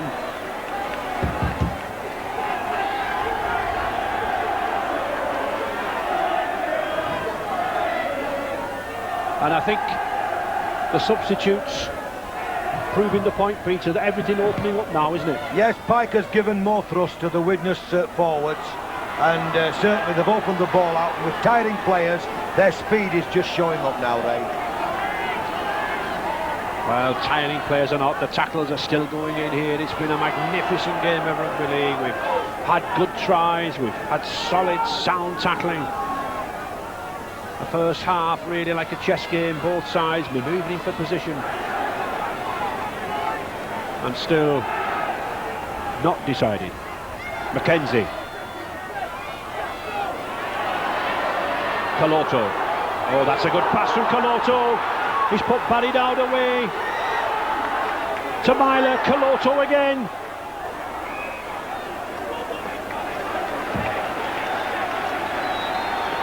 Certainly made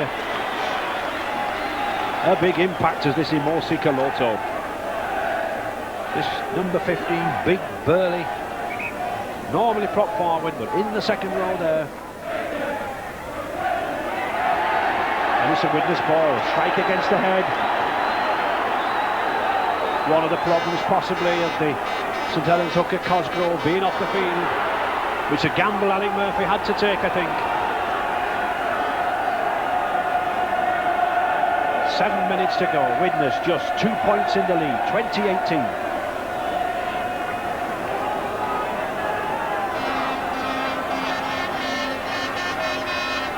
Pike.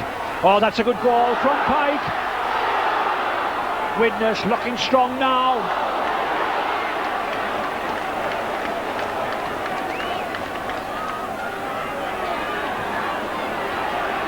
Roy Haggerty.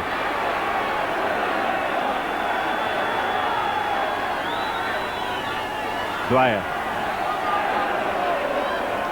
Had a strong, forceful game, this youngster.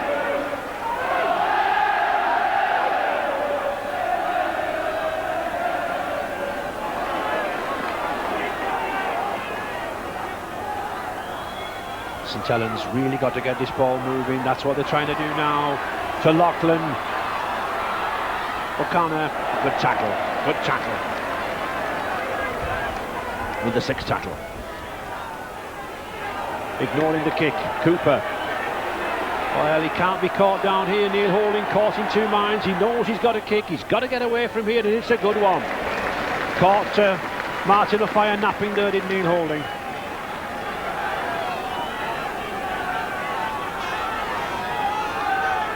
Just having the breather there, taking the gumshoe from his mouth.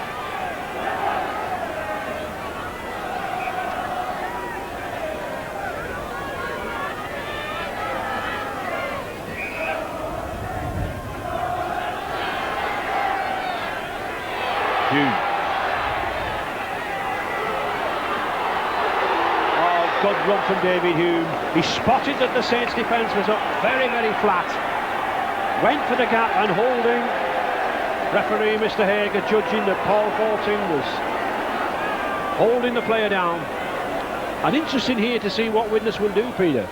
Well, they're kicking for the touch, Ray, and that's what the thing to do is, and get possession, keep possession, and be in an attacking position on the opposition's line. And with only 5 minutes to go, then St Helens have got to pull out a little bit of magic. Yes, just 5 minutes to go. Widnes on the attack. 2 points in the lead, 20 points to 18.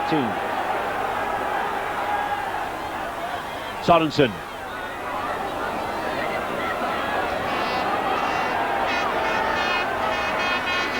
Tony Myler. Richard Ayres. St Helens defence hard pressed here. Paul Hume. Kaloto. Certainly done the trick, this big powerful forward, since he came on. Martin O'Fire going himself, looking for the hat-trick, but it's not there, and the sixth tackle coming.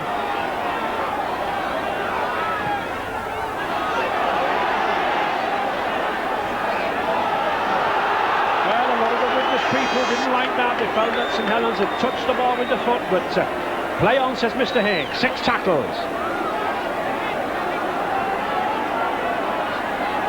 3.5 minutes to go. St Helens got something like 90 yards to go to the other end of the field. Neil Holding keeping it running. Tony Burke.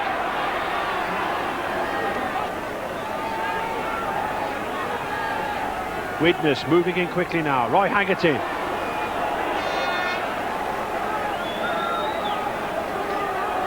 Two points in it. Widnes 20 points. St Helens 18. Fieldhouse.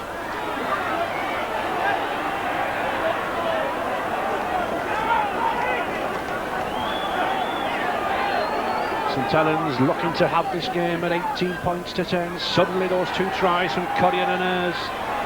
But this is one man who could resurrect them, Michael O'Connor. But a good tackle by Phil McKenzie. Cooper. Tanner. Cooper.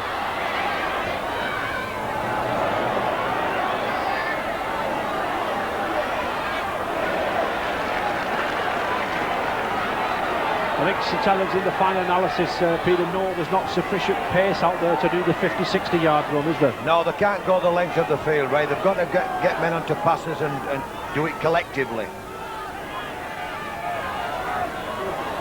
Pike.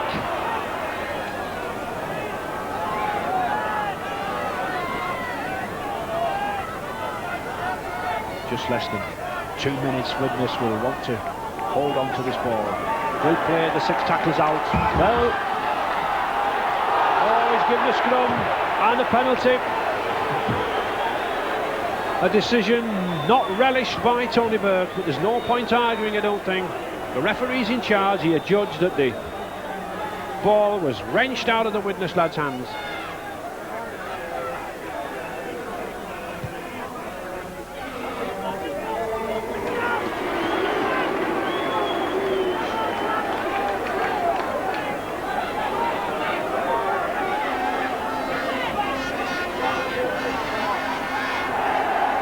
Pike. Paul Loughlin, the man of the match for his kicking and his try-scoring ability, but I think he'll change all that for a win in this closing minute. But it's a question of getting hold of the ball, Peter, isn't it? It is, and Widnes won't give it up easily now.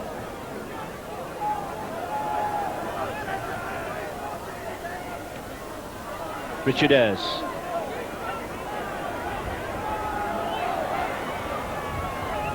Mackenzie.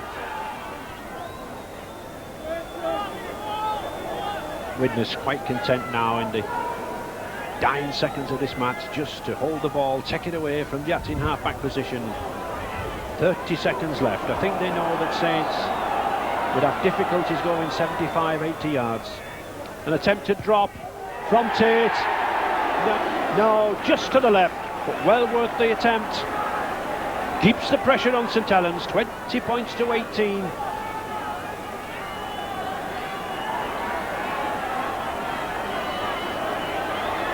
Dwyer.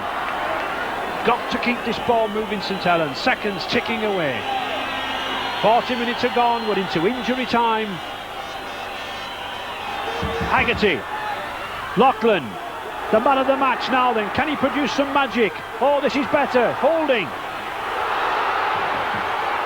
He's looking for Tanner. Tanner going for the corner, but hasn't got the pace. But just look at those 2 or 3 coverers from Widnes. They're in the final. St Helens, the holders it out. Widnes Coastal Blonde said he had his mind set on another John Player Special Trophy final. He's guided his side to a record 7th final appearance. And I think, Peter, there was plenty of grit to come back there, wasn't there? There was, and I think when the players jumped for joy at the end of the match, particularly O'Fire, is in another big final early in his career, and he's one of the men that's been the instigator of this victory today. Yes, he's scored in every match, but whoever wins next semi-final, next Saturday on Grandstand between Wigan and Bradford Northern, they'll have the work cut out to beat this supremely confident Widnes side. Widnes, 20 points, St Helens, 18. Terrific semi-final, and we hope for more of the same. Interested. Well, I'm not A really. lovely little fake. He's on his own inside. Chris Martin with this dramatic try. Oh, Jonathan Davis, what a try! What the try! Sheer individualism. Holmes once again. He's got Thorburn outside him. Holmes checking into the forward. Gives it to Evans. A drive on by Perkins. Holmes once again. Davies. Another Gary Owen, but is it too far? Martin. Oh, and he's lost it, and the try has been given. Jonathan Davis, the stand-up half.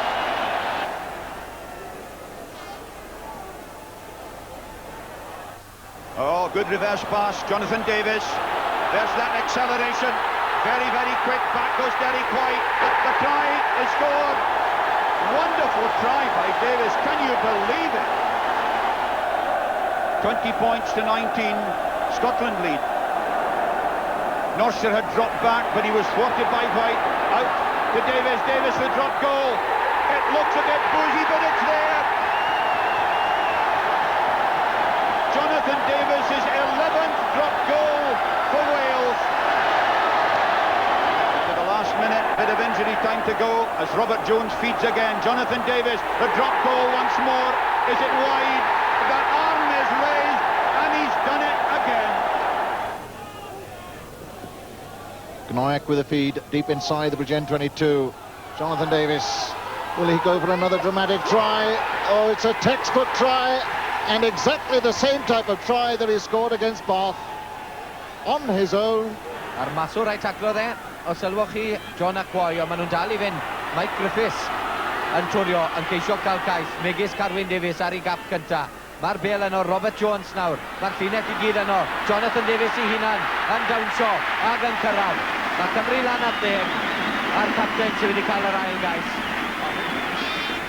Jonathan Davis, I don't think I could have put it better myself. What was he talking about then? I don't know really, it's just said that it finally got over the line. That's about it. A lot of clubs, rugby league clubs, have been chasing you now for quite a few years. So what has made you make the change now?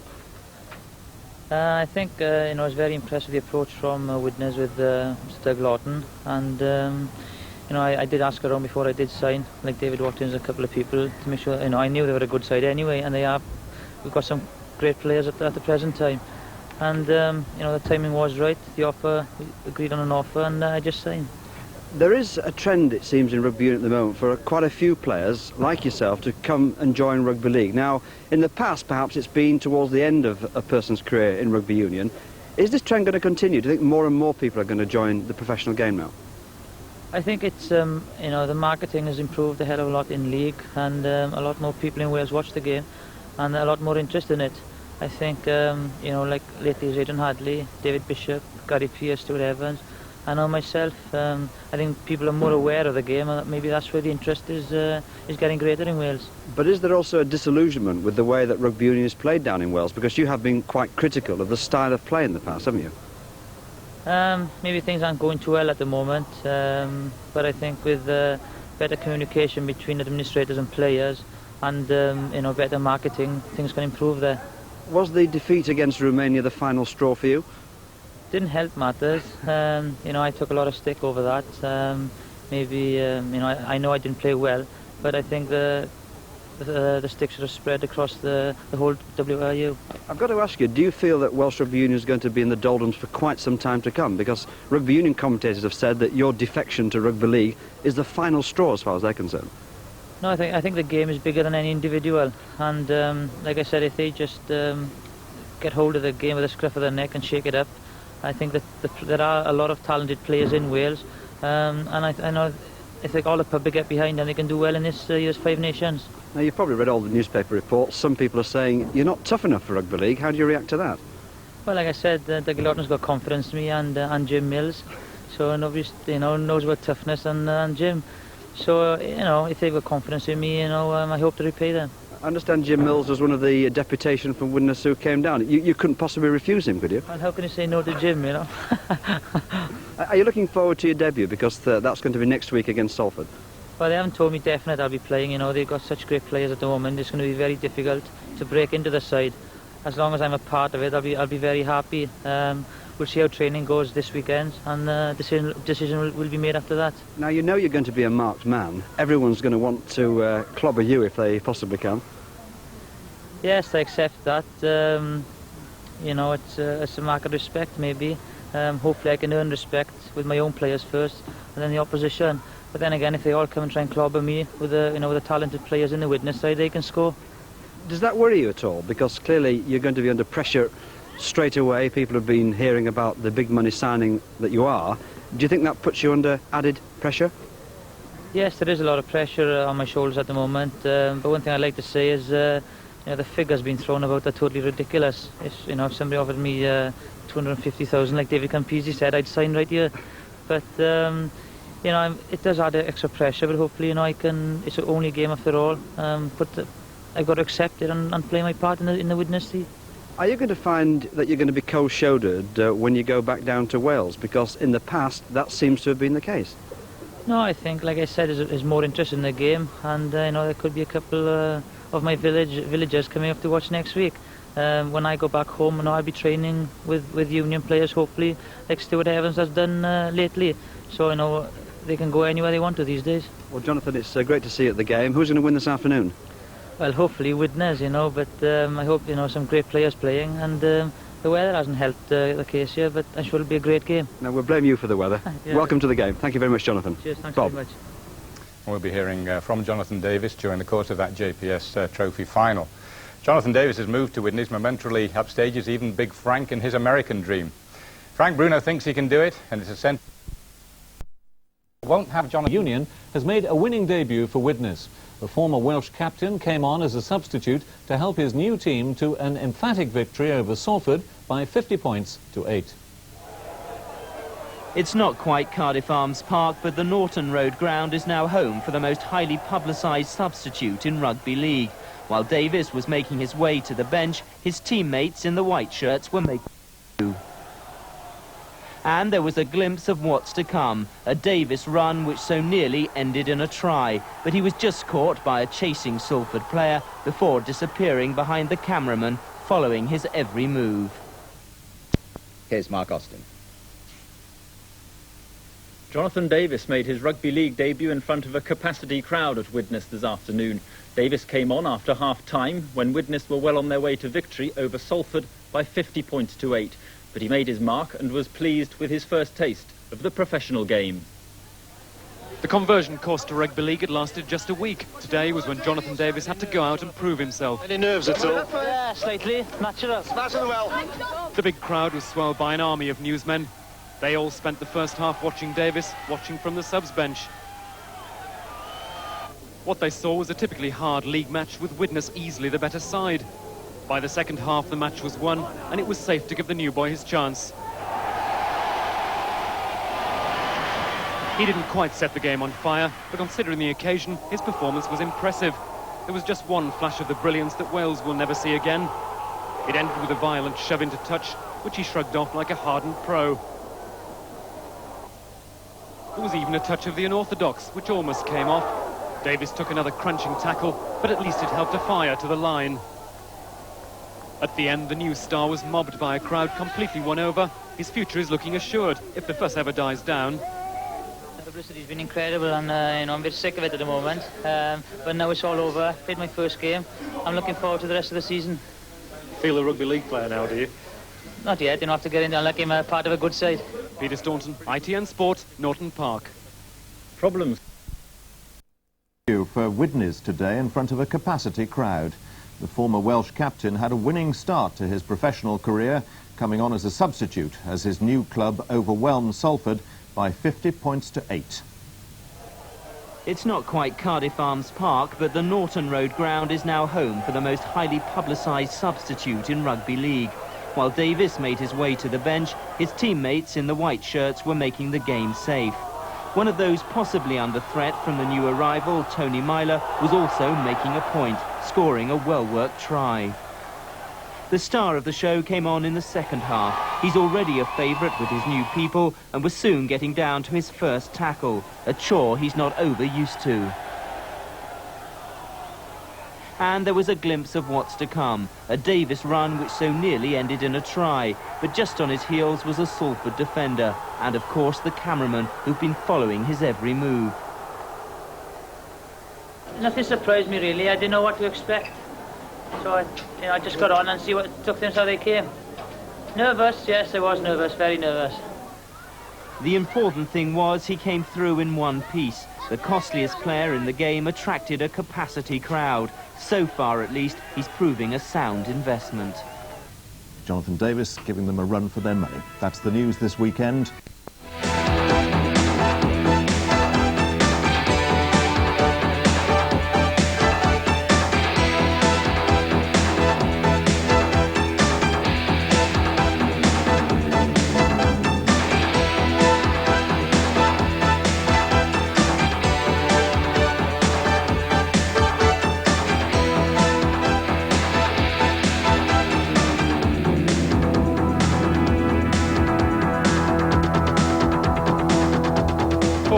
Biggest name in rugby union, this is the moment of truth in rugby league. These spectacular individual skills were enough to tempt Widnes. Their £250,000 is a gamble at stake for Jonathan Davis himself, his sporting reputation. and they've come from far and wide to see his debut, the crowd around double the Widnes average. The stand was sold out 6 days ago. It's Widnes, the champions, against Salford, who are quite capable of spoiling the party. Well, this was Jonathan Davis arriving here at Norton Park, one of the biggest days of his life.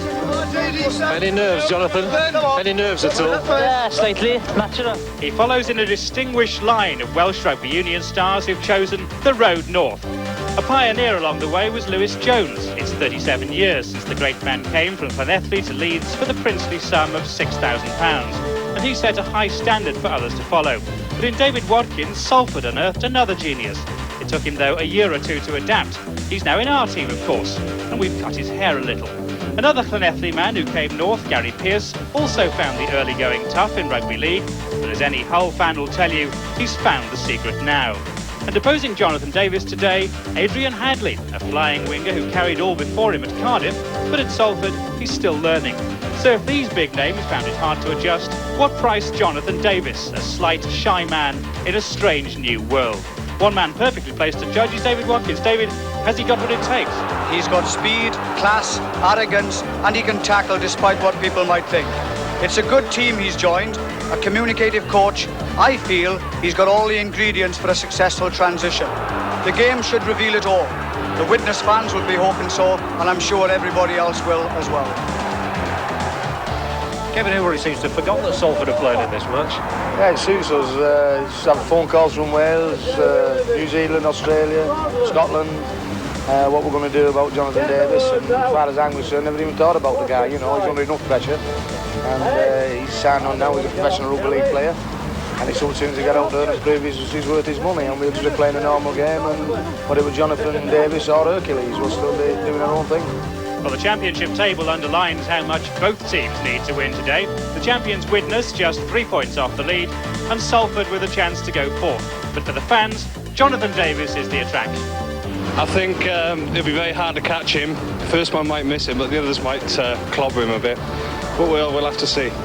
I think they better not watch him too much, because if they do, they might give Martin and Fire too much room on that wing. So they've got to treat him just like anybody else. Is the occasion, could it get to him though? I mean, all the pressure there's been on him. I don't think Dougie Lawton's a good enough coach to make sure he'll put him on at the right time. I don't think pressure will get to him. I think the best thing to do to win is to get in front with 30 and then give him an easy ride. Dougie, I would think you'll be glad when today's over in some ways. Yeah, it'd be nice to get out of the way. It has been a busy couple of weeks. I just hope we get the right results and that things go well for the lad. There's been a stage in these 10 days where you wish you hadn't brought him here. There's been many stages like that. I think if we had to go on that road again, I probably wouldn't do it. Having said that, it'll all die down a bit, and it's just my main concern now is like for the player. The sooner getting to be a normal Widnes player, the happier I'll be. So it's the number 14 jersey for Davis today in a Widnes team missing Sorensen, who has an arm injury, and Mackenzie, who's hurt a shoulder. So Tony Myler switches to loose forward instead of Richie Ayres, who moves to hooker, and Barry Dowd takes Myler's place at stand on. And here they are, a tremendous welcome for them. The whole team of stars, of course, last season's champions Widnes, but everybody's eyes straining to see the man wearing the number 14 jersey this afternoon, making his debut in rugby league after such a successful time in rugby union. Jonathan Davis, there he is in the tracksuit, and we shall have to wait and see how long it is before he makes his debut in rugby league. We all wish him, I'm sure, the very best. Here's the opposition. They welcome back Peter Williams after injury.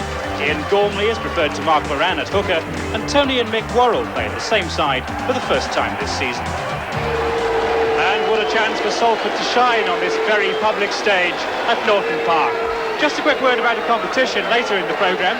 Your chance to win 2 seats for next week's International, and you'll be taken there in style. And tremendous attention still from photographers who've come from all around the world to see Jonathan Davis this afternoon. We're all set. He'll make his debut later. Here's our match commentator, John Hell. Thanks, Nick. Well, the match will seem almost an anticlimax after a build-up like that. Well, Jonathan Davies' debut, a little different from your own. Very much so. I signed on the Thursday, played on Friday night, and was introduced to my teammates in the changing room. He's had a week to settle down, but what a week it's been. I must say he looked a little nervous as he came out, not surprisingly.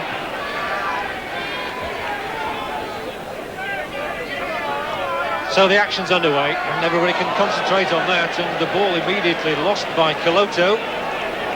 So the Red Devils, Salford, have a chance here just outside the Widnes 25. This is Steve Herbert, back for little David Cairns, a will and a wisp from half.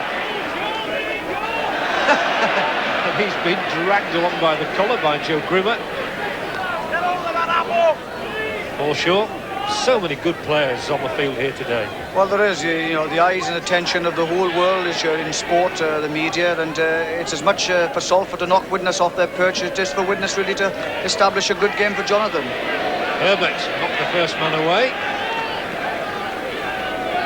Good to see Norton Park absolutely filled. And useful kick over as well. Just going to go dead. And a lot of players out there today, David, knowing that the eyes of the world are on them, are going to want to produce their best performance. That's right, and it'll be interesting to see Tony Myler switching from stand-up half to loose forward. But it says much for the man that he can play in both positions, and this is what this great game of ours has now done for players, is make them interchangeable. Hume to Grimmer.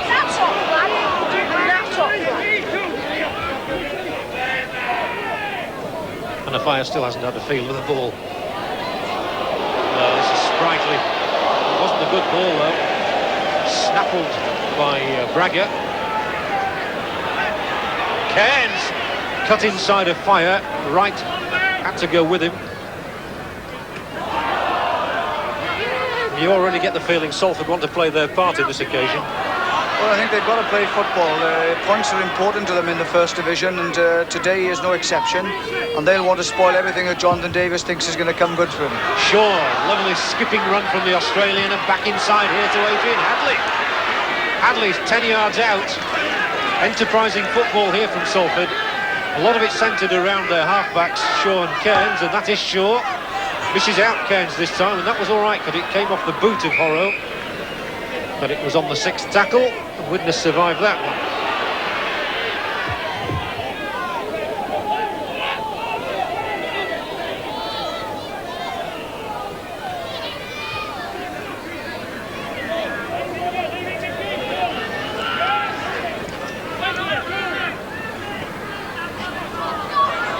Grimmer breaks away.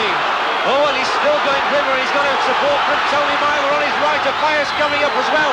Myler chips over the top, and a good catch from Bentley. And he gets away from a Fire too. Cuts inside, and that was excellent football. Horse flat by Joe Grimmer's running. That's right, a wonderful break by Joe Grimmer. And Tony Myler, I felt Tony perhaps should have taken the full back on.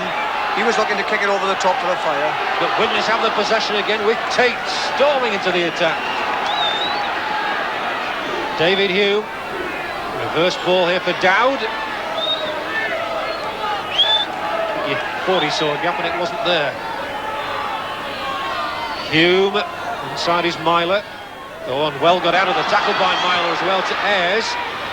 And they're really trying to whip that ball around, but in the end it's gone into the hands of little Paul Shaw again.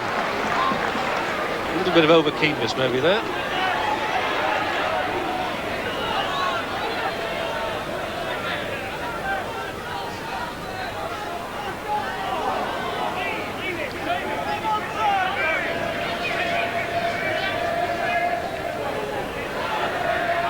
Herbert for Salford shows a good clean pair of heels and gets Bentley streaking away down that left-hand side. Andy Currier goes across. Well, Keith Bentley is enjoying a superb season. He's got 15 tries already. And he was going like a train that time.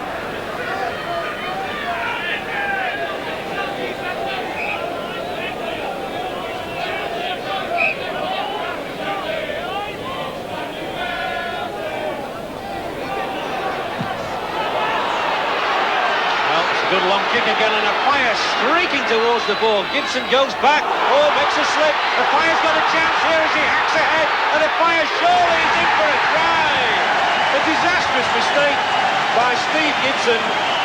Salford can't believe it. But a Fire is always there, ready to pounce. He's knocked himself out, I believe, on the upright as well. But a dreadful mistake by Gibson. Well, this is a kick ahead, which is effectively a full-back's dilemma now, not knowing whether to fall or not. A Fire snatching onto the loose ball quickly. The defence is broken. A Fire chips onto the post, and that's a great start for Widnes. And the crowd will obviously want him to continue. Jonathan Davis looks in some consternation. And nice to see him leading the applause. I think he's probably very happy for Martin Offiah to carry on for the moment. I think he is as well. They're starting to build a platform, rather fortuitously, really, to make that try. But nonetheless, it's a good start for Widnes. It owed everything to Offiah's speed, and it must be so difficult for a fullback knowing that Offiah is coming up like that. So Andy Courier, the top point scorer in rugby league this season, adds on another 2. And Widnes go into a 6-point lead. Cairns for Salford. Oh, and that was a well-timed run as well on the burst from Worrell. And still coming is Shaw. Shaw and Cairns have made a really impressive start to this game at half-back for Salford. A lively little couple. Chance for Braga. Salford are certainly making their contribution to this game as Mick Worrell comes on the barge. Only 5 yards out as well. Braga, Williams. David Cairns flings out the long ball. They're trying to work it over to Keith Bentley, who's come inside nicely. Finds Shaw in support, and this is good from Salford. Still going through the hands as Steve Herbert takes up the attack. He's bundled over by Rick Thackeray.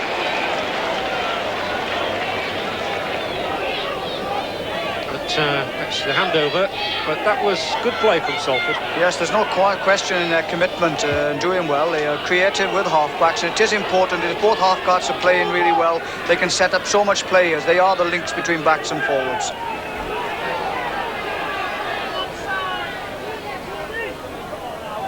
One down, saw the gap again, he's got support on his right from Hume and decided to go it alone.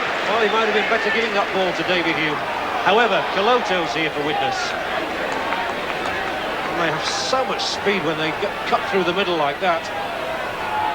David Hume again, wriggling free, giving it to Dowd, who again goes for the gap and again gets through the gap. Now that he's got support from Paul Hume this time. 8, maybe 10 yards out, and Salford are going to have to defend manfully here because Tate, and they're all here. Myler's back inside.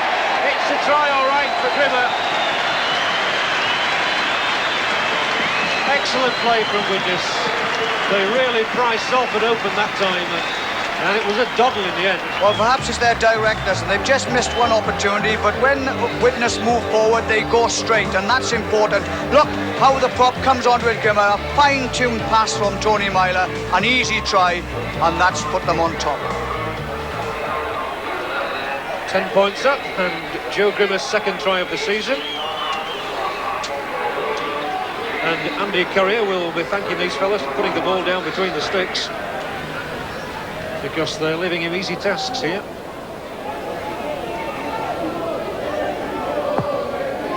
And that's goal number 73 of the season for Courier. Takes Widnes into a 12-point lead.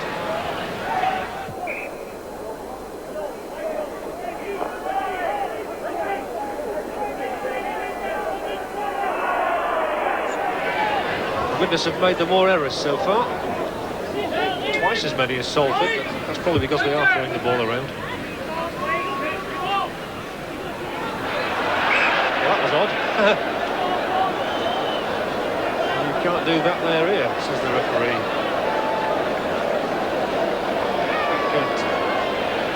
Ian Blease was slightly bemused by all that.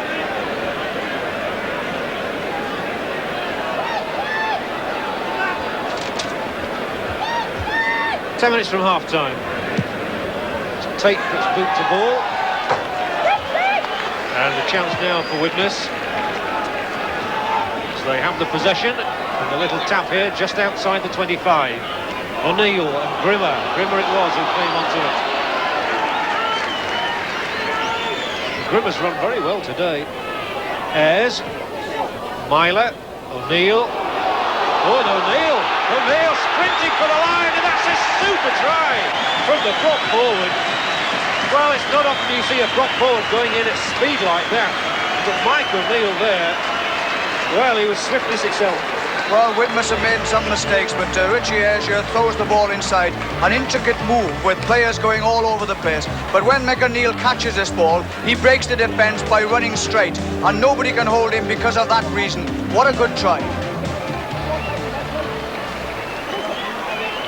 Try number 4 for him this season. He seems to be rejuvenated at the moment.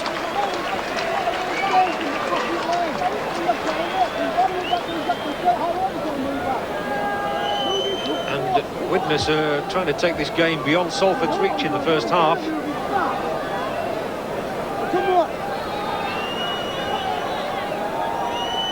Carrier's kick is successful again, and Widnes go 18 points in front.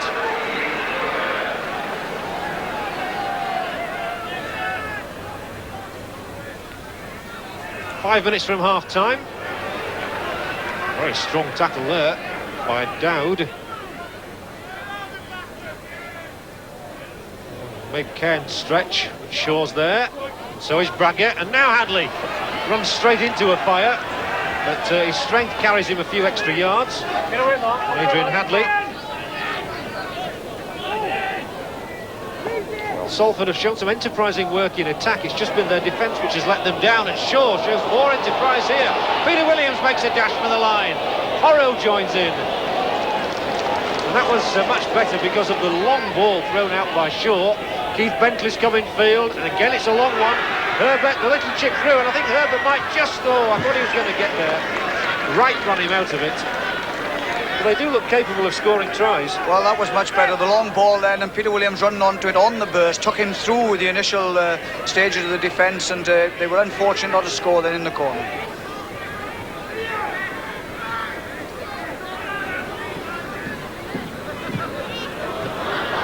Well, he was fortunate to get away with that. Wasn't a good kick out at all, but Ian Gormley knocking on. Well, Salford last season met Widnes twice and scored only 2 points. Well, they haven't got one today yet.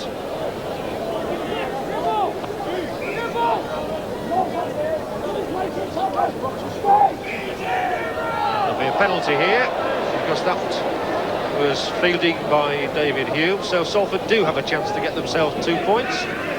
They opt for the kick. Peter Williams kicking for touch.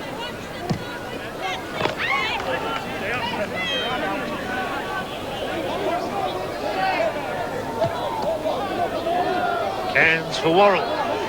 This is Tony Worrell.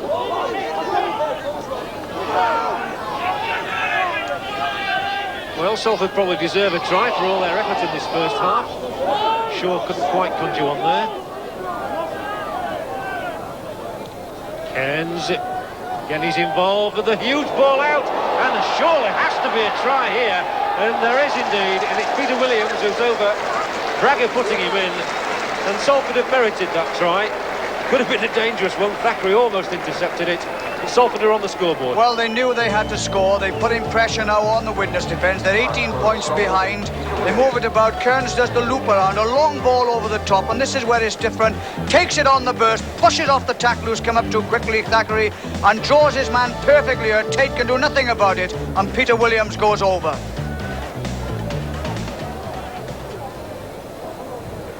So, one former Rugby Union international has got his name on the score sheet, Peter Williams.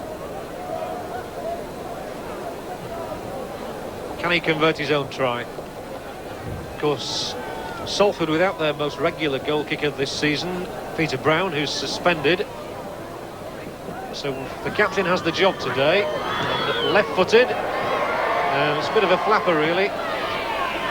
So he's got a try, he hasn't converted it, and it's Widnes 18, Salford 4.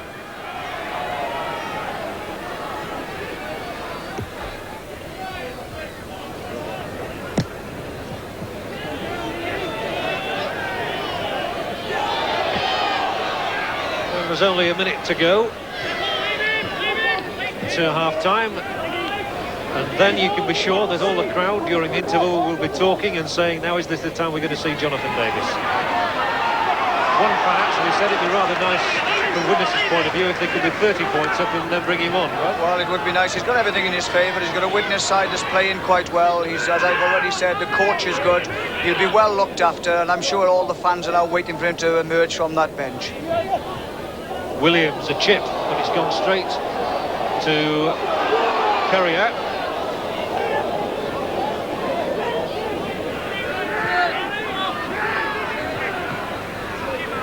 Ayres, who's in the Great Britain squad for next week's Test match against France. Again, you can see exclusively on scrum there. Down, Myler, and they're coming up at speed here with Tate, and he's got good speed as well. Tony Myler, and this is thrilling, and Tony Myler streaks in for a really popular try. He is an excellent player, and he certainly enjoyed that one. Tony Myler switched to loose forward today for his customary stand-up half roll. Gets his 9th of the season. What more can you say about this Widnes scoring machine? They move the ball out wide here. Now just watch how they take it now and take it on the burst. Myler, perfectly timed pass. Tate steadies himself, draws back, Myler comes in. You look how he uses the foil, goes to pass to him. They know, Hadley holds off, O'Fire knows where he's going, so does Tony Myler. What a great try. We've got to listen. Oh, Widnes' quality streak today with people like Myler running in tries like that one. That's right. And Courier pops it over again. A really satisfactory first half then for Widnes, and that is really going to ease Dougie Lawton's problem about when to bring Davis on. As the hooter goes 24-4 and a thoroughly satisfactory first half. What a first half. Salford played a lot of fancy football, didn't quite make the gaps and make the breaks that really counted, whereas Widnes turned round, they made those crucial breaks and they had backing up, they ran straight and they are well justified their half-time lead. He's signing his name now, but one wonders if he'll be writing his name onto the score sheet in the second half. We wait to see in a few moments.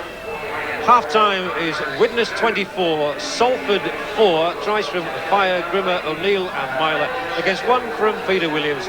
Join us again for what promises to be a terrific second half after the break.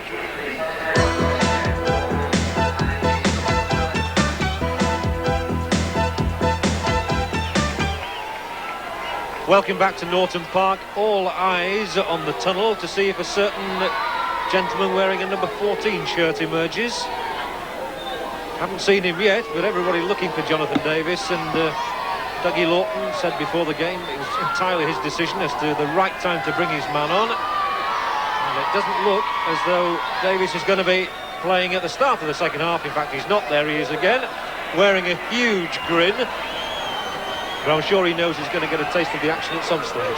Joe must be very pleased with how it's gone so far, I think. Yes, it's going well. I'm sticking him on in a bit, and then that'll be show he goes. How long are you going to give him before he comes on? About 5-10 minutes. Well, at least we know how long we've got to wait now. Very kind of Doug Lawton to let us into the secret. So the second half is underway. And Widnes hoping to build on that 4-try half. Salford, well, they're desperate to get back into this one. They don't want to be humiliated in front of all these people. French television and goodness knows who else. In fact, there were 130 press applications for this game. What a splendid kick again that one is. That's a quite superb kick. And again, it's Peter Williams. Well, that's right. I mean, some of their approach work has been exceptionally good. They just haven't finished anything off, and it is important for them now, as Dougie Lawton was saying, for Salford as well. The next 10 minutes of this half is going to be crucial to their part in this game. Well, teams do struggle here at Widnes, and this season, so many have scored only a single-figure number of points. Widnes' ball. Salford have made one change, by the way, for the second half, and that was clever. Courier, he's a good player, Courier, and he's got the speed as well. Lobs it back to Barry Dowd, and O'Fire has the ball. Well, he took a lot longer to get it in the first half. I was saying Salford have made a change. Mark Moran is on in place of Mark Horrow in the second half. Caloto again coming up on the burst, and Myler shows it, gives it back inside for Thackeray.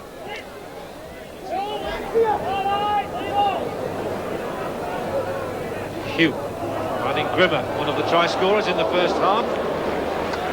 Much improved forward. Oh, and a nice ball back inside as well. He's got Tony Myler streaming towards that line. And there's an injury here. And we could be seeing Jonathan Davis rather earlier than we, or even Doug Lawton, anticipated, because that was a very quick signal indeed from the referee and from David Hume to signal the injury.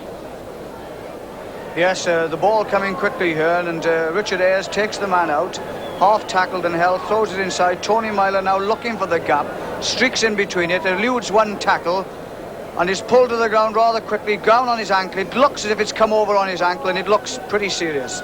Well, this is a blow, but they're going to bring on David Marsh, and you can sense that the crowd are really stunned by this. He's such a popular player, Tony Myler. Really ends the game on a stretcher. Widnes edging the scrums, but still neither hooker has won one against the head, and only 4 penalties in the entire match, 2 each, and errors are equal as well at 6 apiece. A penalty has been given, and it's been given to Salford.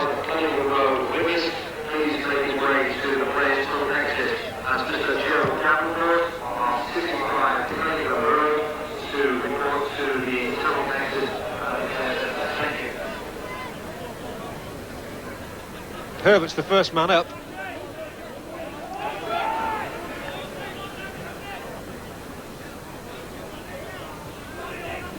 And did well. Mick Worrell was in support. As always, the 3-man tackle. Shaw, now what can he do? Decides to give it back here for the hooker, and Bragger, we've seen him run well on scrum down. And Shaw will jig towards the line and chip through, obstructed by Tate. And that will be a penalty against Widnes and against Alan Tate, who will say he had no option. Shaw would have been a scorer. Well, it was possibly the professional foul that they all talk about, but he didn't get out of the way, and rightly so, he was penalised. And that was enterprising play by Salford. This man Bragger's quick, as his recent record shows.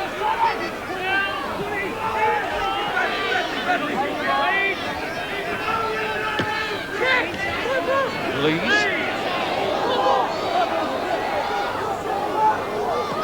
And again, it's going right this time with Shaw. Back inside to Cairns. Cairns tries to find a way through. And a fire is a little bit suspect out on that side. Well, he's not suspect, but he's going to have to use all his experience in rugby league to stop his man, Hadley, there.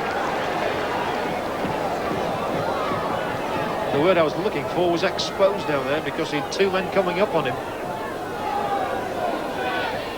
Fire got it right. The scrum wheels round. The ball is out on the Widnes side.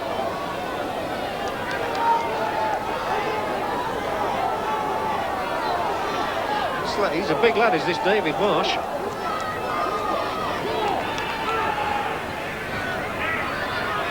O'Neill skips aside one challenge.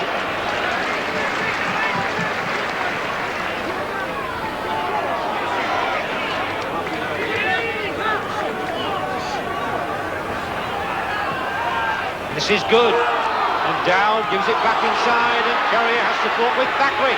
Now Rick Thackeray's got a real running chance. Tries to go outside Bentley, goes outside both him and the hooker. Rick Thackeray scores a super winger's try. That was really excellent. The Fire claims most of the headlines here, but Thackeray is a very good rugby league winger too. Well, Salford have Widnes rather been mopping up the pressure, but now they move out their own 25, and this is good inventive rugby. Good backing up as well. Thackeray takes it, sidesteps Bentley, comes back outside. Hadley and the loose forward now chasing him, but they can't do anything on him. And what a marvellous try in the corner. Well, Rick Thackeray is going off. There is applause ringing round for him. And here comes the man about whom all the fuss has been. Swirls wide, but the crowd almost didn't care. Widnes lead by 28 points to 4, and now the moment the crowd have come for as Jonathan Davies gets his first taste of rugby league action in a Widnes shirt. And I don't think he'd have got a better reception at the Arms Park. Well, I think it says much for the way he has already been taken by this Widnes public, and there'll be everybody here this afternoon willing him on, I'm sure. In goes the gum shield. Out comes the ball on the Salford side.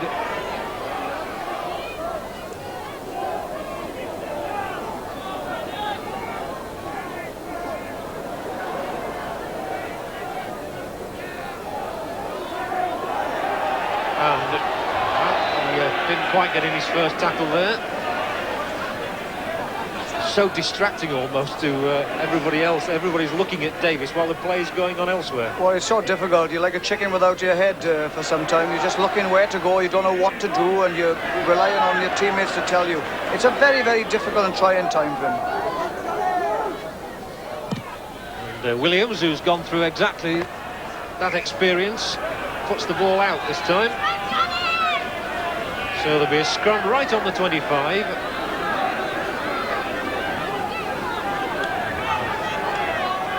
Back to tap on the 25. And the ball whipped back there. And Dowd picks it up, trying to go through a gap.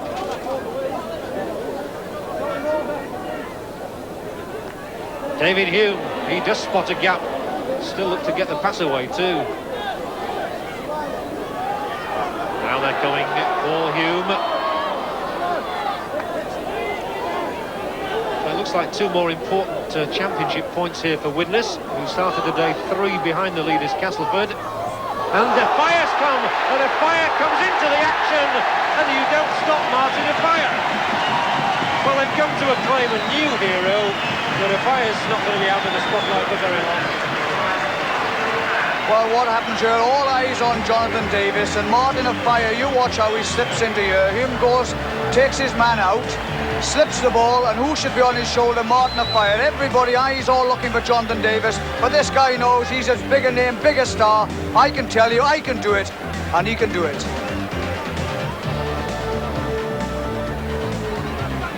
And he knows how to celebrate. He's had plenty of experience. And get 2 more points from the boot of Andy Currier. Widnes have gone into the 30s. And at 34 points to 4, the game is now beyond Salford. Again, it's Cairns. Now it's Shaw, who's been as good as anyone for Salford. And his ball for Braga has got the former Keighley man sprinting for the try line. Well, Braga's in a really rich scene of try scoring at the moment. And it's the turn for the Salford fans to cheer a little. Shaw, along the line is Williams. Williams back inside for Cairns, 15 yards out. Herbert tries to use his huge frame to good advantage. Widnes don't give many tries away on their own ground. Tackling here was very tough, and it's left him flat. Now a break, and the speed of Myler, and the fire's on the left, and the fire is away, and he'll be chased all the way, but surely no one can stop Martin de Fire. Try number 3. He salutes. Yet another fine build-up by Widnes, and it's turning into a benefit match for Martin de Fire now. Well, Salford promised so much through Ian Braga, but Widnes again moving it out from their own half. And what a wonderful break this is by David Hume. Comes right up the middle of the field, has all the defence chasing him. Just about when he's caught, Ayres is up on his shoulder. Long pass out to Martin de Fire, and when he has it, there's a buzz round the stadium. Now Hadley, who's a Welsh International Rugby Union player and fast, and he's being taunted by a Fire as a Fire simply streaks away from him, showing him the ball. What a try and what showmanship to score an excellent try. And a real buzz, as you say, David, around this ground. Such a showman. But, there'll be another one if Currier kicks this. It's a difficult one. There's a roar. It's 2 more points. And Widnes go on to 40. Still, we haven't seen Jonathan Davis with the ball in his hands. No, we haven't, but it says much for the witness. See, I'm sure that every player is looking to shield the boy, to give him an easy start to the game. He couldn't have had an easier start than he's had. They played really well, but perhaps that might have been spurred on by the fact they wanted to play well because he was part now of their team. And again, they're coming looking, and the crowd are really hoping it gets into Davis's hands, and it has at long last. And he sets off. Jonathan Davis going down the wing. It's a sensational start for the Welshman. He's bundled into touch, but he pleased the crowd with that. He beat 2 men in a flash, and we'll just listen to the reception he's getting. Well, there was certainly nothing wrong with that of Jonathan Davis, and that's the arrogance the boy has got. He picked up the ball, he took them on, he chipped ahead. He knew probably he would be knocked away, but nonetheless, it put it in play, and it was so nearly a try. Cairns has kept going, so has Braga. He's probably been outstanding today for Salford, and Gibson gives it back to Braga. Appears for a forward pass not given, and Salford might just get a consolation score here. As Widnes regroup, they'll come looking all right, and Worrell along the line for Shaw. And over in that far side, there has to be a try for Adrian Hadley, surely, yes. So a joyous moment for another Welshman. Well, some consolation, I suppose, really. Well, Salford haven't been bad, but tried to play pretty football. They've moved it around well enough, but never really even able to make the break. But this is somewhat different. As Shaw moves out the long ball, only a fire now caught there. 2 men, goes in Hadley. Hadley turns inside his man and says, well, Martin, come and get me. I'm going over this time, and he does. A pleasing moment for Adrian Hadley, who got his first tries in Rugby League against the same opposition. He got 2 that day, he's got 1 today. Chance for Peter Williams to send Salford into double figures. Left-footed, not quite.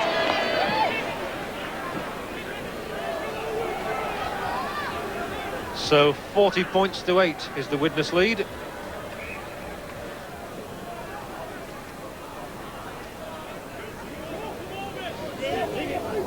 Something we said, Mooch.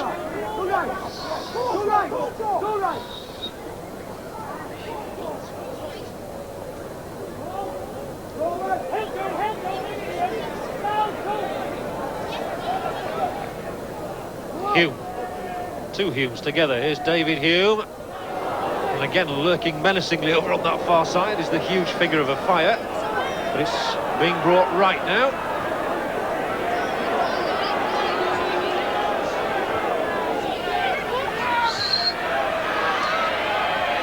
Coloto makes a good break. Coloto, and the ball inside is for Tate, and Jonathan Davis missed it. The fire didn't. And where did he pop up from? Well, the huge grin says it all. I'm sure the crowd would have loved Jonathan Davies to have had his name on the score sheet. He couldn't quite do it. The fire always can. Well, they're moving it out again, and there's great anticipation. And Coloto now at 16 stone. What a menacing figure he is, coming down the middle of the field, pushing off tackles left, right and centre. Done his to pass, still making ground, throws out a pasture. Tate gets caught. Everyone thinks Jonathan Davis is going to have it, tries to flick it on, and Martin of Fire appears from the other side of the field. Another try, 4 tries. What a player.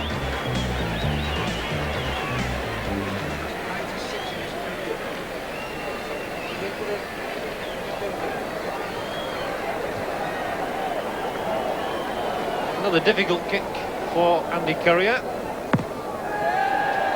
It's a good attempt, and it just strikes the outside of the upright, as you can see. But Martin Afaya's 4th try and the 96th of his amazing career takes Widnes 44-8 ahead. And there we see it, 96 tries, 33 this season. Astonishing. So that's just about the script you wrote, isn't it? Well, more or less, yeah. A relieved man, I would think. Yeah, well, it's nice. You've got to get him through steadily, and he has come through all right, so job's a good one now. What did you say to him just before he went on? Yes. Well, we talked a lot with him all week, but I just said basically just do your own thing and enjoy yourself. And when he had that flying run, you had a quiet grin on your face. You thought, I knew he could do that. Yeah, he did well, didn't he? So thanks very much indeed, John. So it looks as if the crowd are going to have to settle for having seen their first glimpse of Jonathan Davis without him getting a score.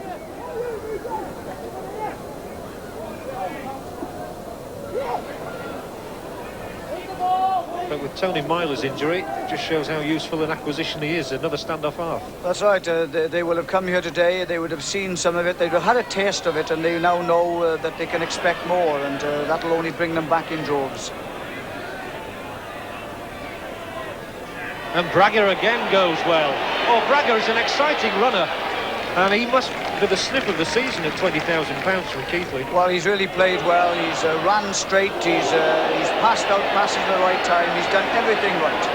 For the first time today, the touch judge is on, and that was one heck of a swing.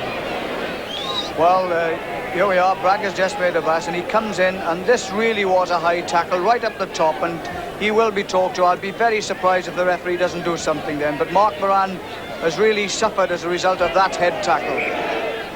Mark